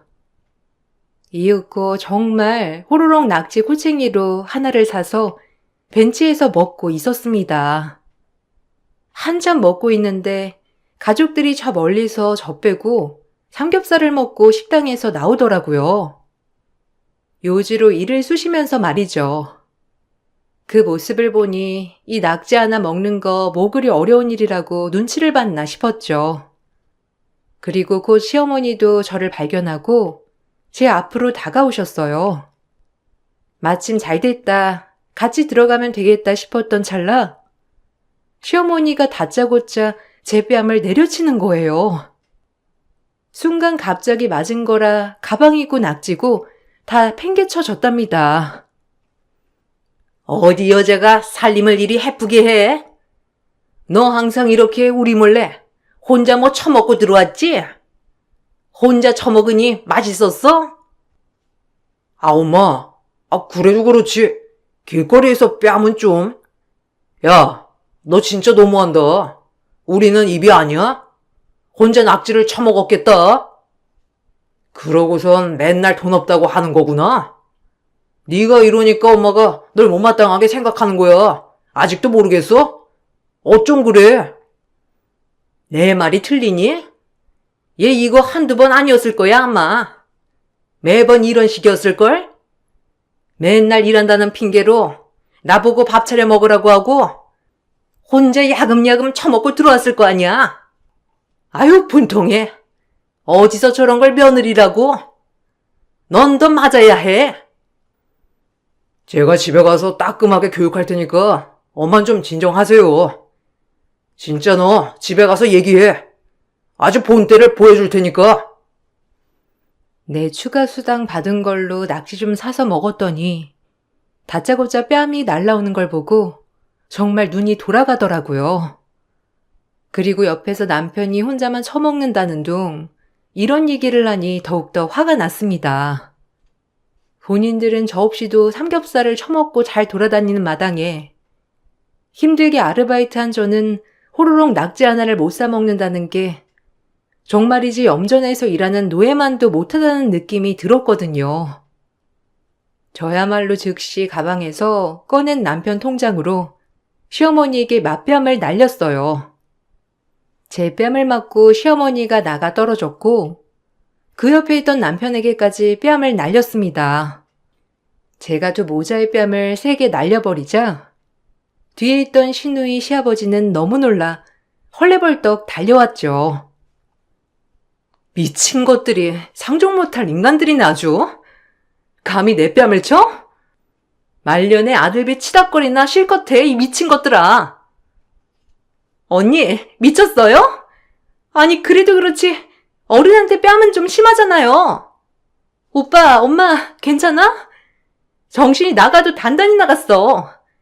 감히 하늘 같은 지압이랑 시어머니를 때리는 경우가 어디 있어요? 언니 진짜 돌아도 단단히 돈 거죠? 그러지 않고서야. 너도 맞고 싶니? 입 닫어. 내 말 그대로야. 이제 너희들끼리 아등바등 살아봐. 말년에 며느리가 주는 밥 먹으면서 고상하게 우아 떨고 살고 싶었나 본데 웃기지 말고. 능력 없는 아들놈이 진 빚이나 치닥거리 하면서 아등바등 살아보란 말이야. 알겠니? 빚이라니? 이게 무슨 말이야? 우리 아들이 빚이 어디 있어? 착실하게 지금까지 일만 해왔는데 너 진짜 그럴래? 그렇게 아끼는 아들놈이 말 안 했나 보지? 당신 아들놈 모아놓은 돈 다 쓰고 취직하기 전에 캐피털에서 대출받은 거 모르나 보지? 야, 너 그럴래? 그것까지 엄마한테 얘기하면 어떡해? 아, 엄마, 신경 쓰지 마요. 이거 별거 아니라서. 너 진짜? 왜? 창피는 한가 보지? 무능력한 것도 죄야. 그동안 현지 아빠라서 참았는데 이제는 내가 왜 참아? 너희들 같이 무식한 인간들을 내가 왜 견뎌야 하냐고. 너희들끼리 잘 살아봐. 아등바등 취직을 하던지 빚잔치를 하던지 무식한 연놈들이 모여가지고. 네, 사실 남편은 실직을 하면서 곧바로 취직을 할 줄 알고 캐피털에서 무리하게 대출을 받아왔어요. 거치 기간이 있었기 때문에 당장에 갚지 않아도 되었지만 이제 슬슬 갚아야 할 때가 온 것이죠. 그럼에도 불구하고 일할 생각은 안 하고 아르바이트를 여러 개 하는 저만 믿었던 거예요. 저 역시 남편한테 100번 넘게 취직 자리를 얘기했지만 어떻게 된 것인지 시댁 식구가 집에 들어온 이후 남편은 태도도 돌변하고 오히려 더 게을러졌었어요. 이걸 다 폭로하고 전 그 길로 이혼소장을 접수하러 갔습니다. 제가 진심으로 이혼을 진행하려고 하자 남편은 절대 이혼만은 안 된다며 길길이 날뛰더라고요. 사람은 왜 뒤늦게 후회를 하는 건지 참 그럼에도 불구하고 전 절대 마음이 돌아서지 않았고 그냥 이 모든 것을 빨리 끝내버리고 싶었어요. 이혼이라니? 누가 이혼해준대? 너 단단히 착각하고 있어, 지금. 내가 뭘 잘못했다고 이혼이야? 바람을 피웠어? 아니면 널 때리기라도 했어? 실직당하고 좀 쉬고 있는데 이혼 사유야? 진짜 웃긴다. 난 절대 이혼 못해주니까 그리 알아. 당연하지. 그동안 우리 아들이 너 먹여 살릴 만큼 너도 우리 먹여 살려야지. 이제 와서 내 빼긴 어딜 내 빼? 당장 취소해. 웃기지 마. 당신 아들 돈 벌 동안 난 뭐 놀기만 한 줄 알아? 맨날 아르바이트 해가면서 살림살이에 보탰어. 당신 아들 쥐꼬리 같은 월급으로 이 집을 살 수나 있었을 것 같아? 하여간 착각도 자유라니까. 어리석은 노인네, 무식한 종자들. 소리 지르는 시모를 뒤로하고 전 이혼은 해주지 않겠다는 남편에게 결국 소송을 걸 수밖에 없었어요. 이혼하기 전까지의 결혼 생활 11년. 아무것도 남은 거 없는 마음에 너무 마음이 안 좋았어요. 그래도 사랑하는 하나밖에 없는 딸이 있다는 것만으로도 위안이 되었어요. 11년의 결혼 생활의 끝은 소송과 함께 재산 분할 그리고 시댁 쪽에서 저에게 위자료를 줘야 한다는 판결이 펼쳐졌고 지금 실직을 해 실질적으로 수입이 없는 남편이었기 때문에 딸아이 양육권과 친권은 제가 가져오게 되었습니다. 시어머니는 억울한 판결이라며 고래고래 법정에서마저 소리를 질렀지만 결국 끌려나가게 되었죠. 남편 또한 이제서야 정신이 들었는지 모든 재판이 끝나고 저에게 시댁 식구들을 내보내겠다고 얘기를 하며 맥락을 못 잡았어요. 이렇게까지 하니까 좀 낫냐? 그래, 네가 이겼다, 이겼어. 이혼은 무슨? 다 내보낼게. 근처에 그냥 작은 집 하나 얻어서 내보낼 테니까 이제 화 풀고 다시 예전처럼 지내자. 우리가 무슨 이혼이야, 이혼은. 아무 문제도 없는 부부 사이구만. 그리고 내가 지금 어떻게 이 빚을 다 갚아? 네가 좀 도와줘야지. 아직 취직도 못했는데 너무한 거 아니야? 좀 기다려주던가. 아무 문제도 없어? 네 이런 태도가 문제야. 난 이 식구들도 식구들이지만 너한테 제일 실망이야. 엄마 치마폭에 숨어서 비난하고 남자 새끼들은 결혼하면 효자가 된다더니만 지금 네가 그 꼴이지 않아? 난 네가 했던 표정, 말투 다 못 잊어. 그러니까 판결대로 할 거야. 다신 찾아오지 마. 이제 너 볼 일 없으니까. 애랑 면접 교섭권은 지켜. 그리고 취직해서 양육비 보내고. 그 빚 네가 졌잖아. 나한테 한 푼이라도 썼니? 너 놀고 먹는 데 썼지. 그러게 분수를 알아야지. 백수 주제에 빚은 왜 져? 왜 지길? 제가 단 한 번도 돌아서지 않고 바로 이혼을 강행하자 남편은 이제서야 후회가 되는지 절 아주 절절히 붙잡고 매일 연락을 해대며 제 마음을 돌리려 했어요. 하지만 어림없었죠. 남편이 제 마음을 돌리기 힘들자 시어머니와 시누이까지 나섰지만 한 번 돌아선 제 마음은 절대 돌아서지 않았어요. 저희가 힘들게 10년 만에 마련한 집은 결국 재산 분할이 되어 빚을 갚고 제가 기여한 바가 컸다는 법원의 판결대로 저에게 돌아왔고 악착같이 뜯어낸 위자료와 함께 딸아이와 둘이 살 작은 전셋집을 마련했습니다. 그리고 지금은 안정적으로 중소기업 격리 일을 하고 있어요. 그래도 엄마기 때문에 딸을 위해 열심히 살아야겠다는 생각이 들었거든요. 저에게 재산 분할과 위자료로 모든 돈을 탕진한 시댁은 결국 쪽방살이를 하게 되었고 남편은 그제야 취직이 급급했는지 이곳저곳 기웃대다 지금은 일용직을 나간다고 합니다. 시누이는 본인이 벌어서 부모를 부양하고 있으니 시부모님과 트러블이 장난 아니라고 했고요. 정말 이 얘기를 들으니 내가 그동안 뭐 했던 건지 싶더라고요. 이렇게 홀가분하고 행복한 것을 말이죠. 딸에게 아빠에 대한 부재를 준 것 같아 미안하긴 하지만 그래도 그런 집에서 정신적으로 스트레스를 받느니 이렇게 사는 게 훨씬 행복할 것 같다는 제 판단이 맞는 것 같더라고요. 제가 이혼을 할 줄 몰랐듯이 사람 앞일은 한 치 앞도 모르는 거더라고요. 그래도 지금이 참 정신적으로도 건강하고 행복하답니다. 작은 월급이지만 딸아이에게 맛있는 것도 사줄 수 있고 제가 먹고 싶은 것도 먹고요. 이런 게 행복 아닐까 하는 마음에 늘 감사하며 살아가고 있어요. 여러분들도 작은 거에 감사하고 행복할 줄 알게 된다면 더 이 삶이 행복해지실 거예요. 제 글을 읽어주셔서 감사합니다. 안녕하세요. 저에겐 7월이 항상 그때 겪었던 일이 생각나는 달입니다. 그래서 누군가에게 얘기해 본 적 없는 제 이야기를 한번 써보려고 해요.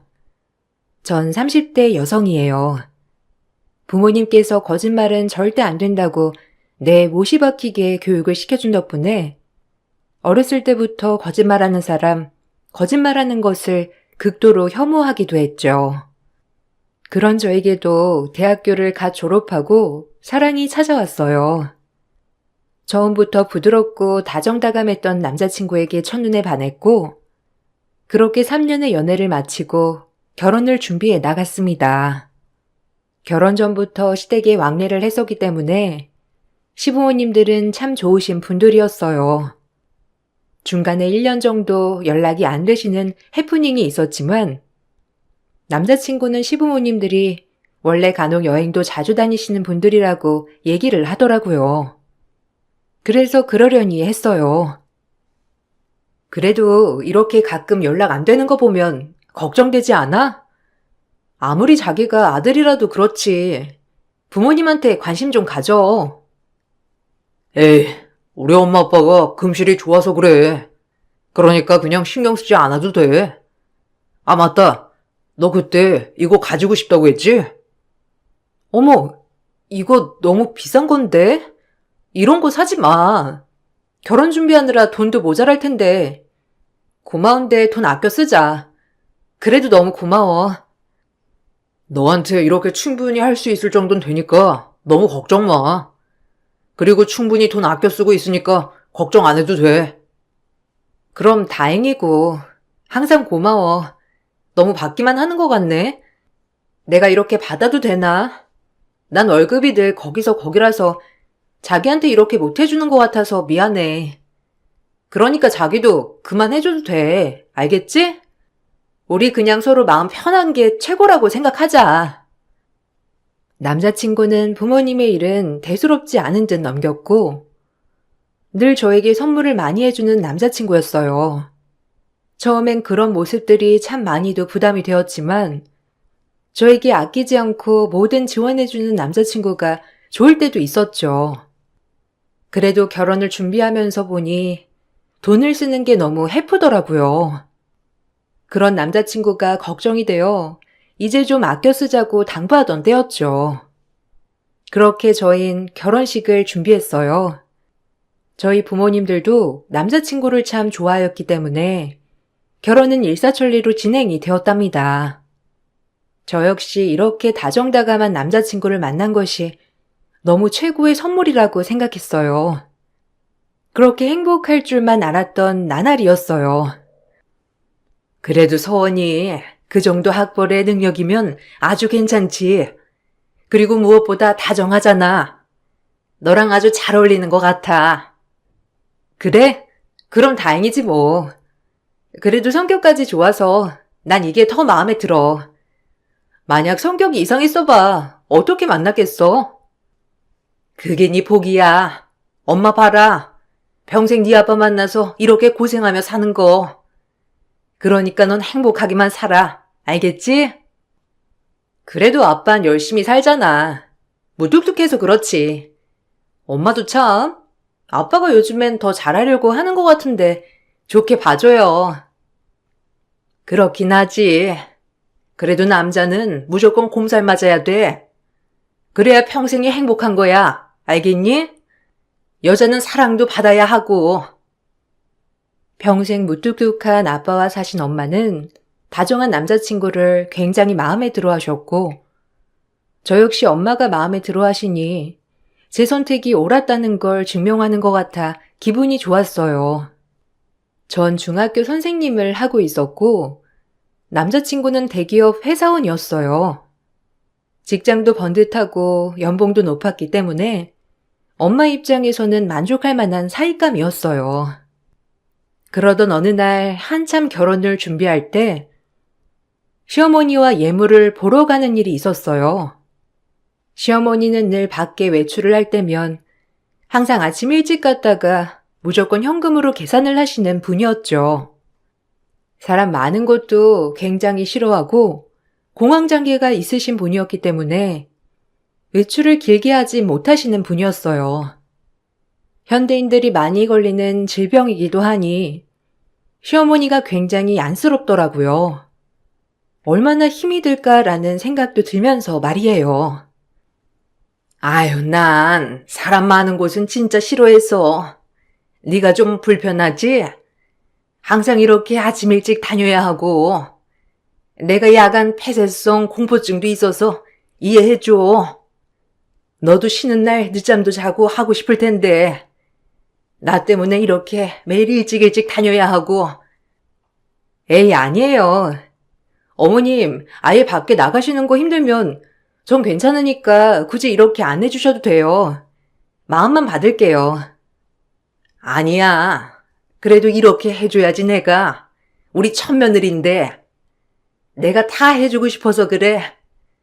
우리 선생님 며느리를 볼 줄이야. 내가 어떻게 알았겠어?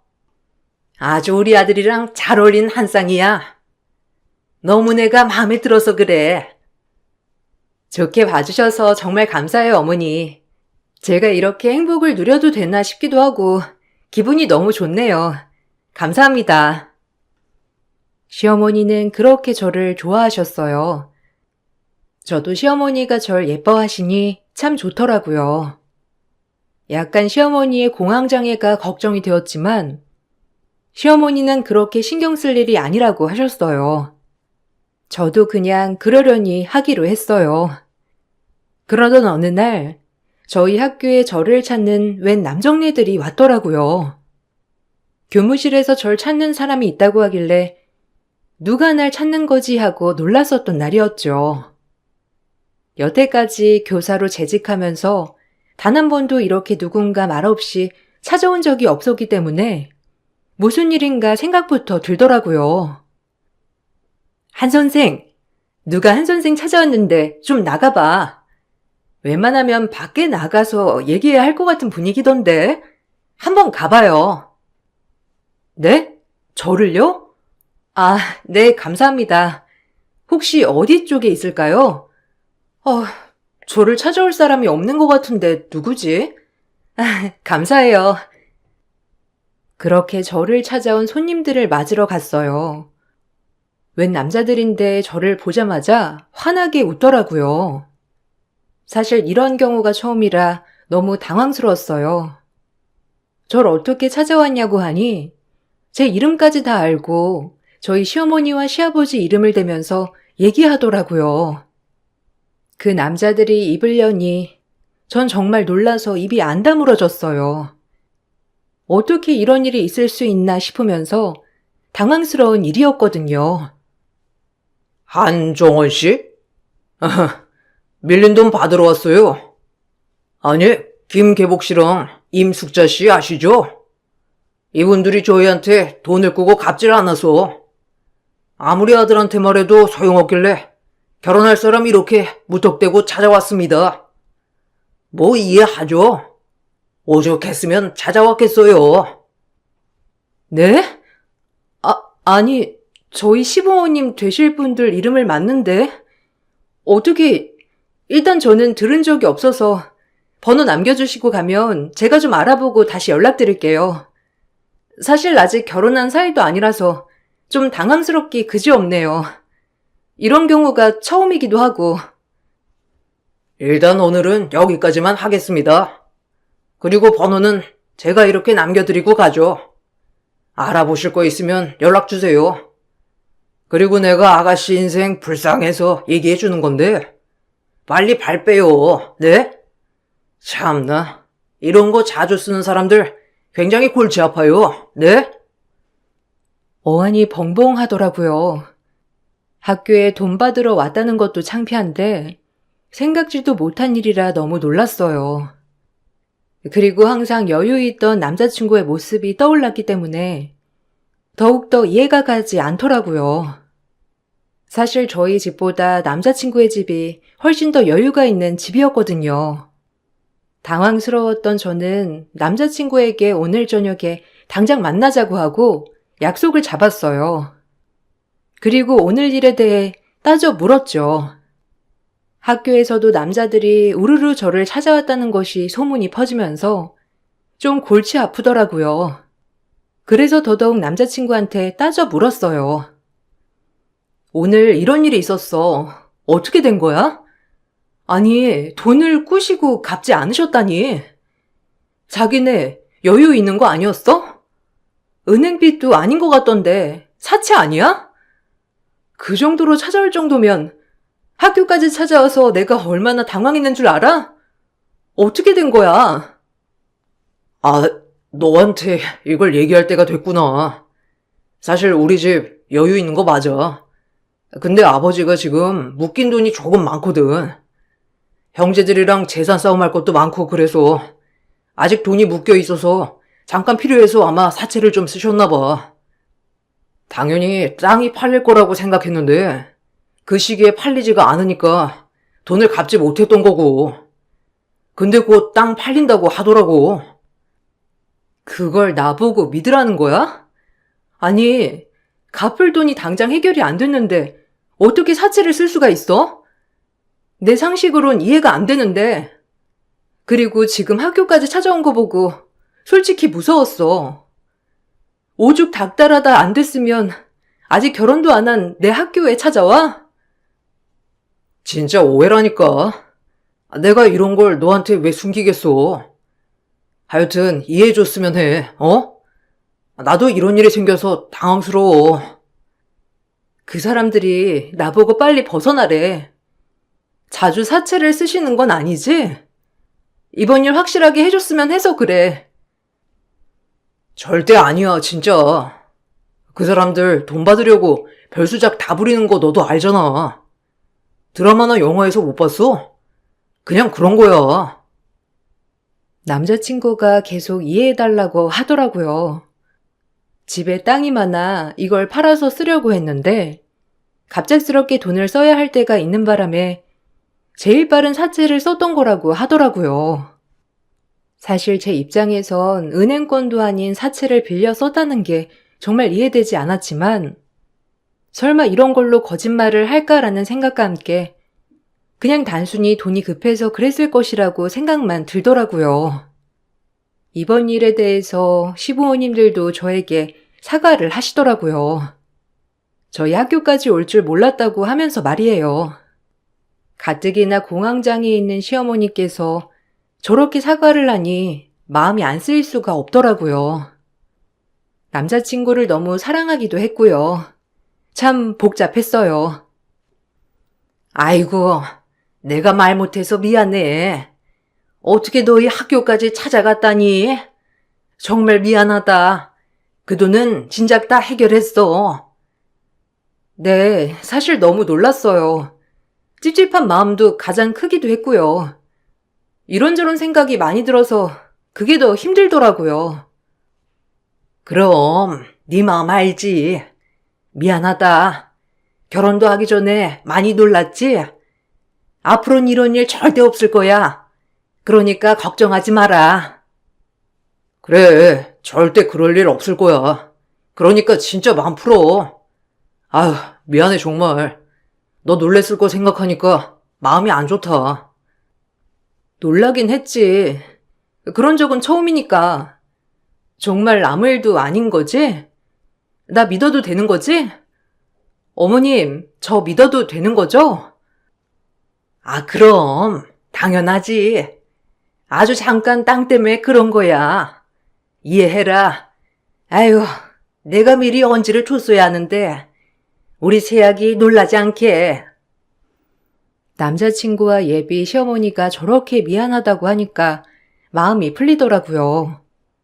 그리고 그 일은 접고 결혼을 준비하는 일은 계속되었어요. 한 번의 신뢰가 깨지긴 했지만 별다른 일은 없을 거라고 생각했습니다. 결혼식도 시댁의 요구에 따라 정말 간략히 진행을 했거든요.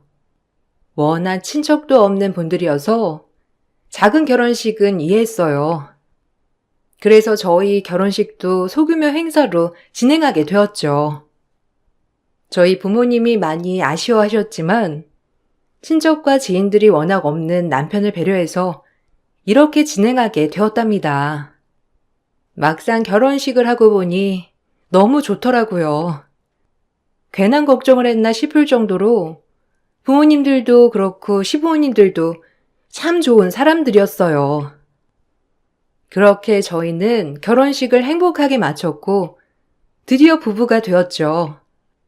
그때 해프닝이 있었지만 그 해프닝이 있었다는 것이 무색할 만큼 행복한 나날들이었어요. 남편과 막상 같이 살아보니 남편은 재택근무가 일상이더라고요.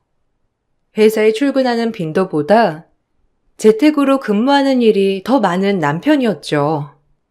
사실 좀 이해는 되지 않았지만 남편이 워낙 그럴싸하게 설명해주는 바람에 믿었어요. 무슨 회사가 맨날 재택이야? 그렇게 재택해도 돼? 거의 일주일에 한 번 정도만 출근하는 것 같아. 부럽다. 나도 재택하고 싶어. 그러니 대기업이지. 뭐 맨날은 아니지만 당분간 재택하려고. 이게 팀에서도 돌아가면서 한 명씩 할 수 있는 거라. 써먹을 때 다 써먹고 해야지. 회사 나가면 회식도 잦을 거고. 신혼인데 너랑도 시간 보내고 싶어서 그래. 어때? 좋지? 나야 좋지. 맨날 집에 오면 자기가 저녁도 해놓고 청소도 다 해놓으니까 편하기도 하고 미안하기도 하고. 그래도 고마워 항상. 고맙지 않아도 돼. 내가 집에 있으니까 하는 건데 뭐. 아, 맞다. 오늘은 저녁 엄마네서 먹기로 했는데 끝나고 엄마네로 올래? 그래 좋지. 그럼 난 바로 학교에서 어머님네로 갈 거니까 자기도 시간 맞춰서 어머님네서 보자. 이따 봐. 집에 누군가가 있다는 게 참 좋긴 하더라고요. 그렇게 그날은 어머님네서 식사를 하기로 한 날이라 일이 끝난 뒤 어머님네로 향했죠. 어머님네는 주택이었는데 공동현관과 어머님 집만 들어갈 수 있는 현관, 이렇게 두 개로 나눠져 있었어요. 대부분 어머님 집으로 바로 들어가는 현관으로 들어갔지만 그날은 어머님네 현관이 닫혀 있어서 공동 현관으로 들어가게 되었죠. 공동 현관은 시댁 아래층 새들어 사는 세입자와 같이 쓰는 현관이었거든요. 그리고 그날 처음으로 세입자를 마주하게 되었어요. 세입자는 저를 보고 놀라더라고요. 어머, 여기 위층 새댁이에요? 아휴, 내가 한 번쯤 만나서 얘기하고 싶었는데 잘 됐네. 지금 시간 좀 있어요? 네? 아, 안녕하세요. 문이 두 개라서 오늘 처음 뵙네요. 반갑습니다. 진작 인사드렸어야 하는 건데. 무슨 말씀을요? 아니, 이 집구석이 뭐하는 집구석인 건 알고 시집 온 거야? 아니, 나 진짜 의문이라. 이렇게 멀쩡한 새댁인데. 세입자와 얘기를 나누려고 하는데 뒤에서 남편이 들어오더라고요. 세입자는 남편을 보자마자 입을 꾹 다물고 아무 말도 안 하더라고요. 집주인 아들이라 불편해서 그러나 싶었어요. 그리고 저를 보고 할 말이 있다는 게 그냥 이래저래 아주머니니까 뭐 수다나 떠시려고 하나? 라는 생각이 들었고요. 남편은 그 세입자를 보고 다정하게 웃으며 인사를 했고 세입자는 당황했는지 인사를 받고 순식간에 집으로 들어가 버렸어요. 그 모습이 조금 찜찜했지만 그냥 집주인 아들이라서 그런가 보다 하고 생각만 하고 말았죠. 자기 아직 안 들어갔어? 여기 엄마네 문으로 들어오지 왜? 공동 현관으로. 아, 아주머니, 안녕하세요. 오랜만에 뵙네요. 네. 집주인 총각이네. 아니, 이제 총각이 아닌가? 반가워요. 그럼 이만. 반가웠어요, 세대. 그럼 들어가요. 네, 반가웠어요. 조심히 들어가세요. 어머님네 문이 닫혀 있더라고. 그래서 여기로 들어왔지. 자기 일찍 왔네? 그럼 엄마한테 전화를 하지. 여기는 거의 아랫집에서 쓰는 문이라 우리가 잘 안 써. 앞으로는 여기 현관만 이용해. 남편이 공동 현관문을 쓰지 말라고 해서 아랫집에서 불편해하나 생각했어요. 그리고 난 뒤 시댁에서 밥을 먹었어요. 시댁에서는 제가 공동 현관으로 들어온 것을 아시고 절대 그 문으로 들어오지 말라고 철저히 얘기하시더라고요. 그래도 우리 시댁이 주인집인데 그렇게 말씀을 하니까 좀 의아하기도 하면서 어이도 없더라고요. 공동현관이 같은 공동인데 왜 그렇게 질색을 하시는지. 어머, 앞으로 혹시라도 우리 문 닫혀 있으면 꼭 전화로 해. 굳이 공동으로 들어오지 말고, 알겠지? 아니, 아랫집 사람들이 예민하단 말이야. 아무래도 우리가 주인집이라도 매너는 지켜줘야지. 그래도 몰랐으니까 이제 알아두렴. 네? 아, 근데 그렇게 기분 나빠하시지 않던데요? 그래도 뭐 알겠습니다. 참고할게요. 어머, 맛있는 거 많이 하셨네요. 그럼 오늘 이것저것 많이 했지. 많이 먹고 가렴. 우리 정원이가 이렇게 며느리가 된 게 아직도 실감이 안 난다니까. 그날 그런 일은 있었지만 좋은 날이었어요. 그리고 그렇게 신혼생활은 계속되었죠. 그래도 8개월 정도 결혼 생활을 유지하는 동안 별다른 일은 없었어요. 남편이 재택을 오래 한다는 점이랑 시댁에는 꼭 어머님 요청이 있을 때만 간다는 점 말고는 말이죠. 오히려 시댁에 자주 가지 않아도 되니 편하기도 했고요. 그러던 중 명절이 다가왔습니다. 그날 남편은 급성 두드러기로 인해 응급실에 다녀온다고 하였고 저 혼자 시댁에 먼저 가기로 했어요. 남편이 걱정되긴 했지만 첫 명절이기도 하니 먼저 갔어요. 하지만 그날 너무 일찍 간 것인지 역시나 어머님네 현관은 닫혀 있었고 공동 현관만 열려 있더라고요. 그냥 빨리 들어가자는 마음으로 공동 현관으로 들어가게 되었어요. 그러다 시댁 아래층 살던 세입자를 다시 한번 마주치고 말았어요. 그 세입자는 저번이랑 다르게 좌우를 살피더니 절 보자마자 그날은 얘기를 하더라고요. 순간 그 얘기를 듣고 소름이 돋았어요. 아유, 돌았네, 돌았어. 아, 왜 이런 집에 시집을 와? 내가 그때는 말 못했는데 오랜만에 보니까 꼭 이 말은 해주려고 했어요.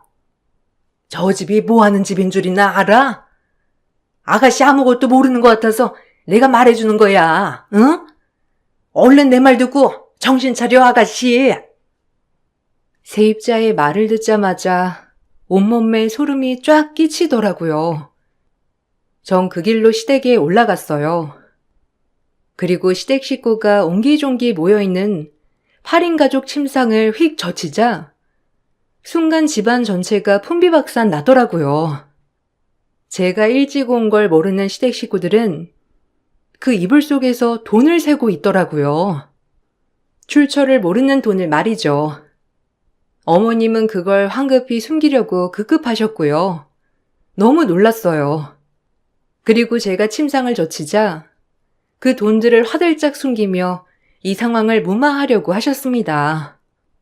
그것만 봐도 이 돈은 절대 깨끗한 돈이 아님을 알 수 있었어요. 사실 세입자가 얘기해준 이야기는 이 집구석은 시아버지부터 시어머니까지 모두가 사기꾼이라는 거였어요. 이 동네 사람들한테는 물론이고 친한 지인들, 친척들한테까지도 다 사기를 치고 지금은 전과자로서 모든 신용을 잃었다고 했죠.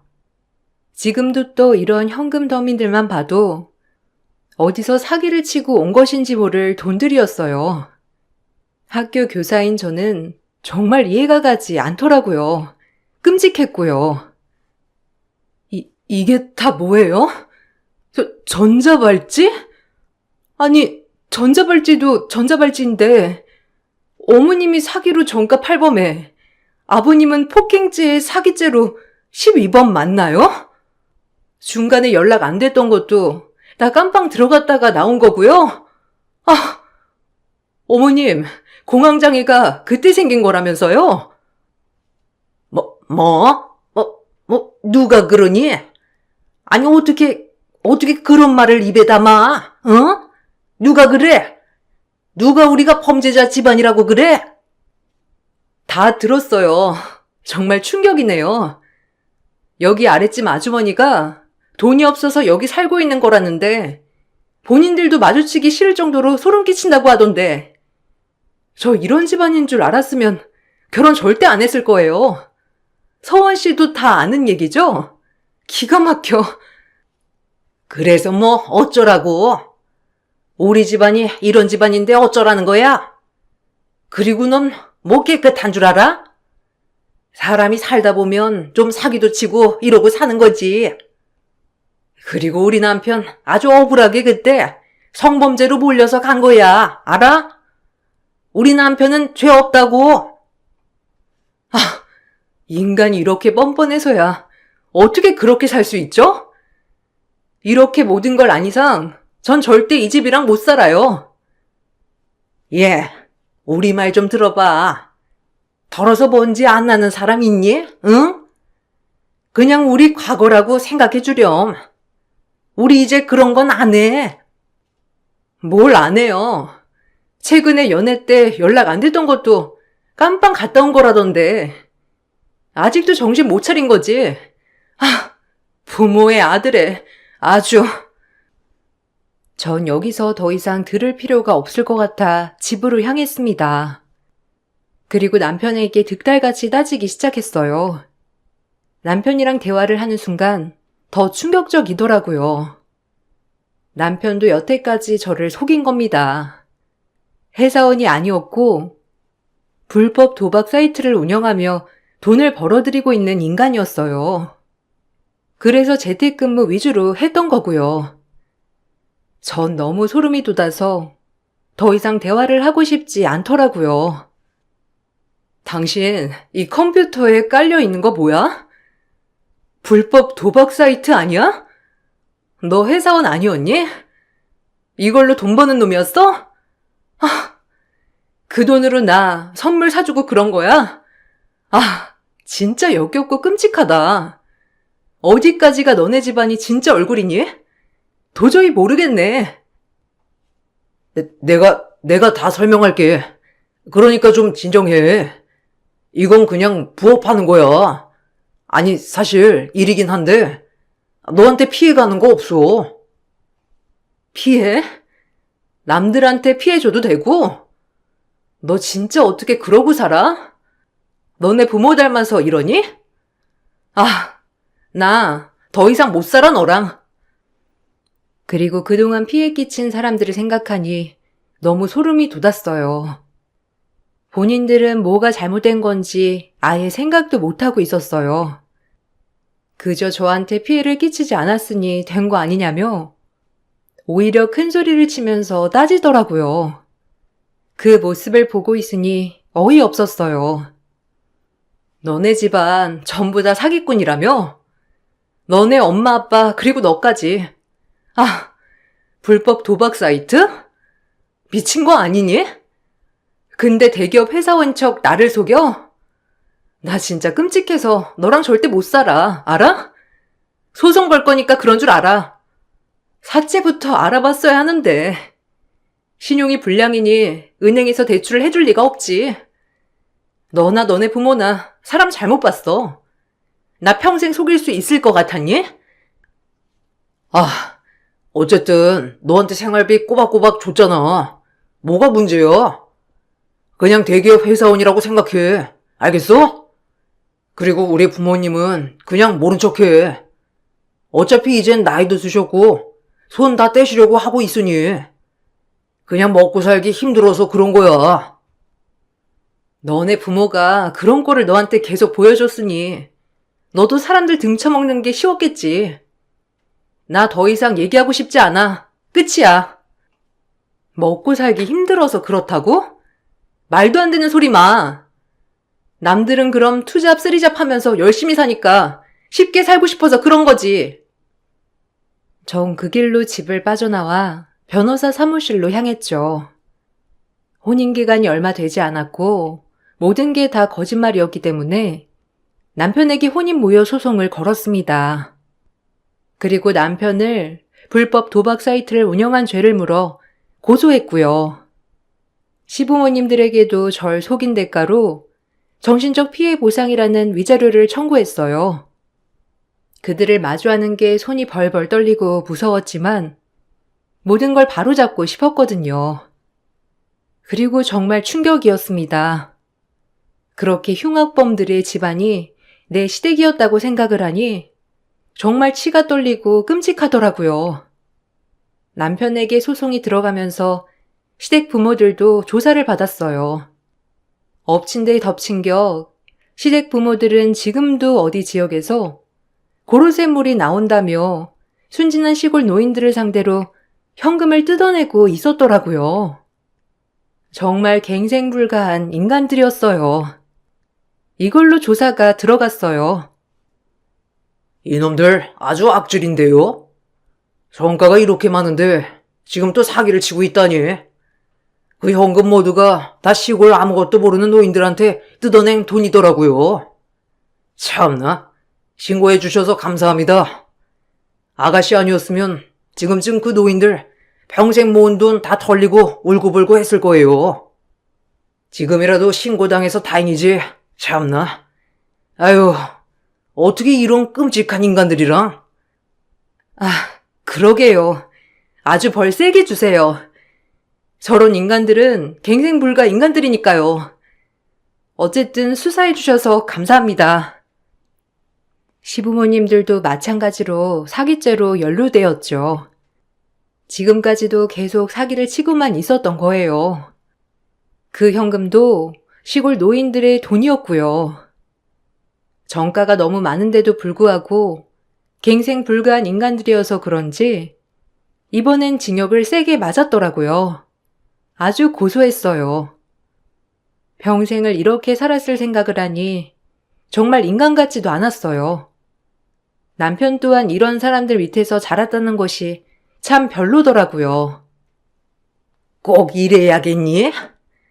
우리가 과거에 실수했다고 한들 지금은 그냥 사람으로 봐주면 안 되겠어? 어쩜 그렇게 모진이 너?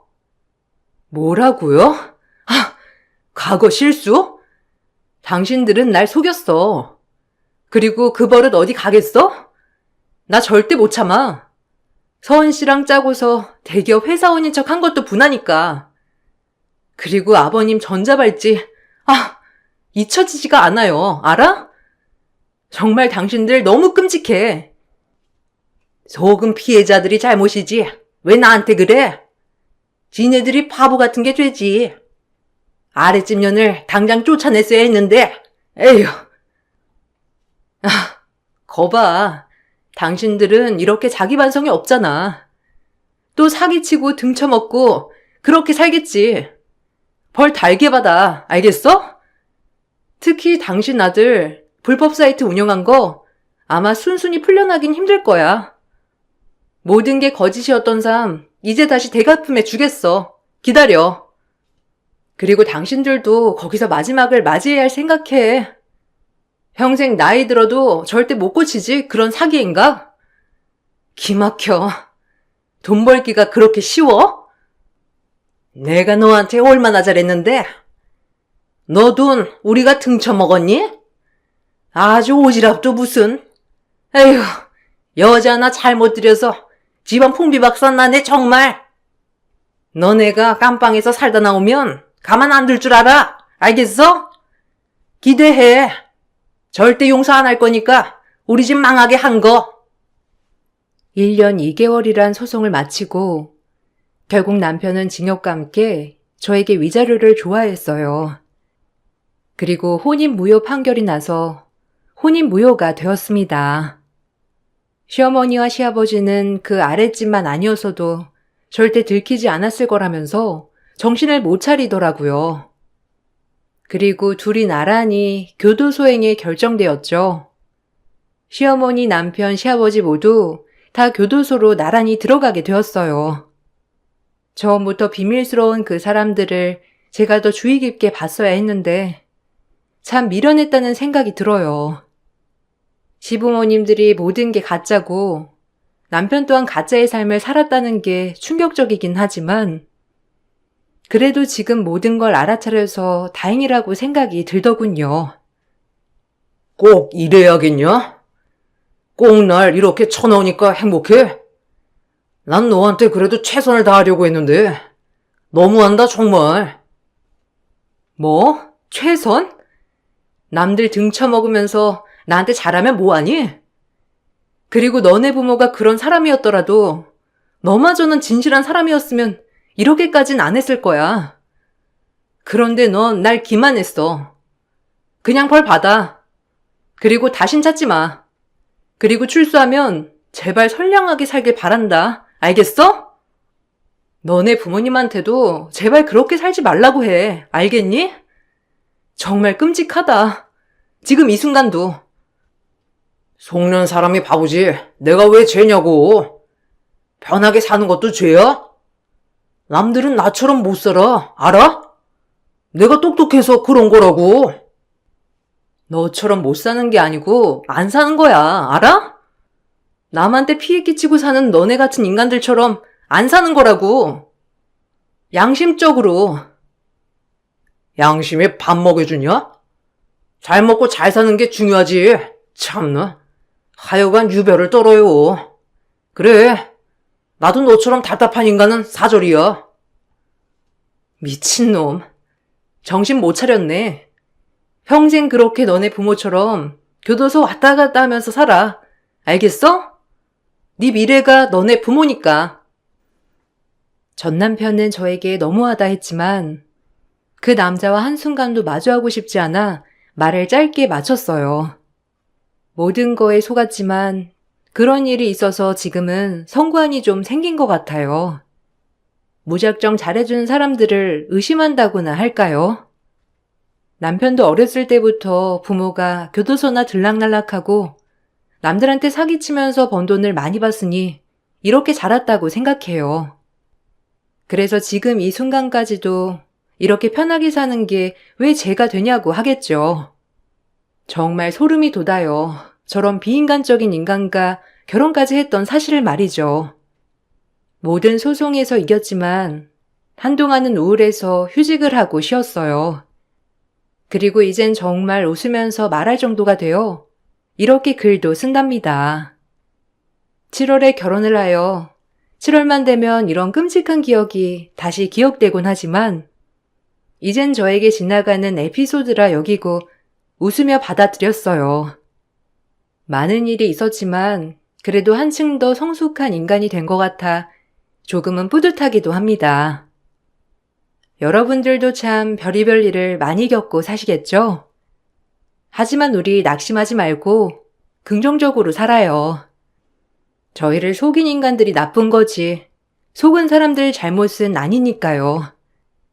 글을 읽어주신 모든 분들께 감사하다고 전해드리고 싶고 혹시라도 우울한 분들이 계시면 힘내시고 이겨내라고 말씀드리고 싶어요. 감사합니다.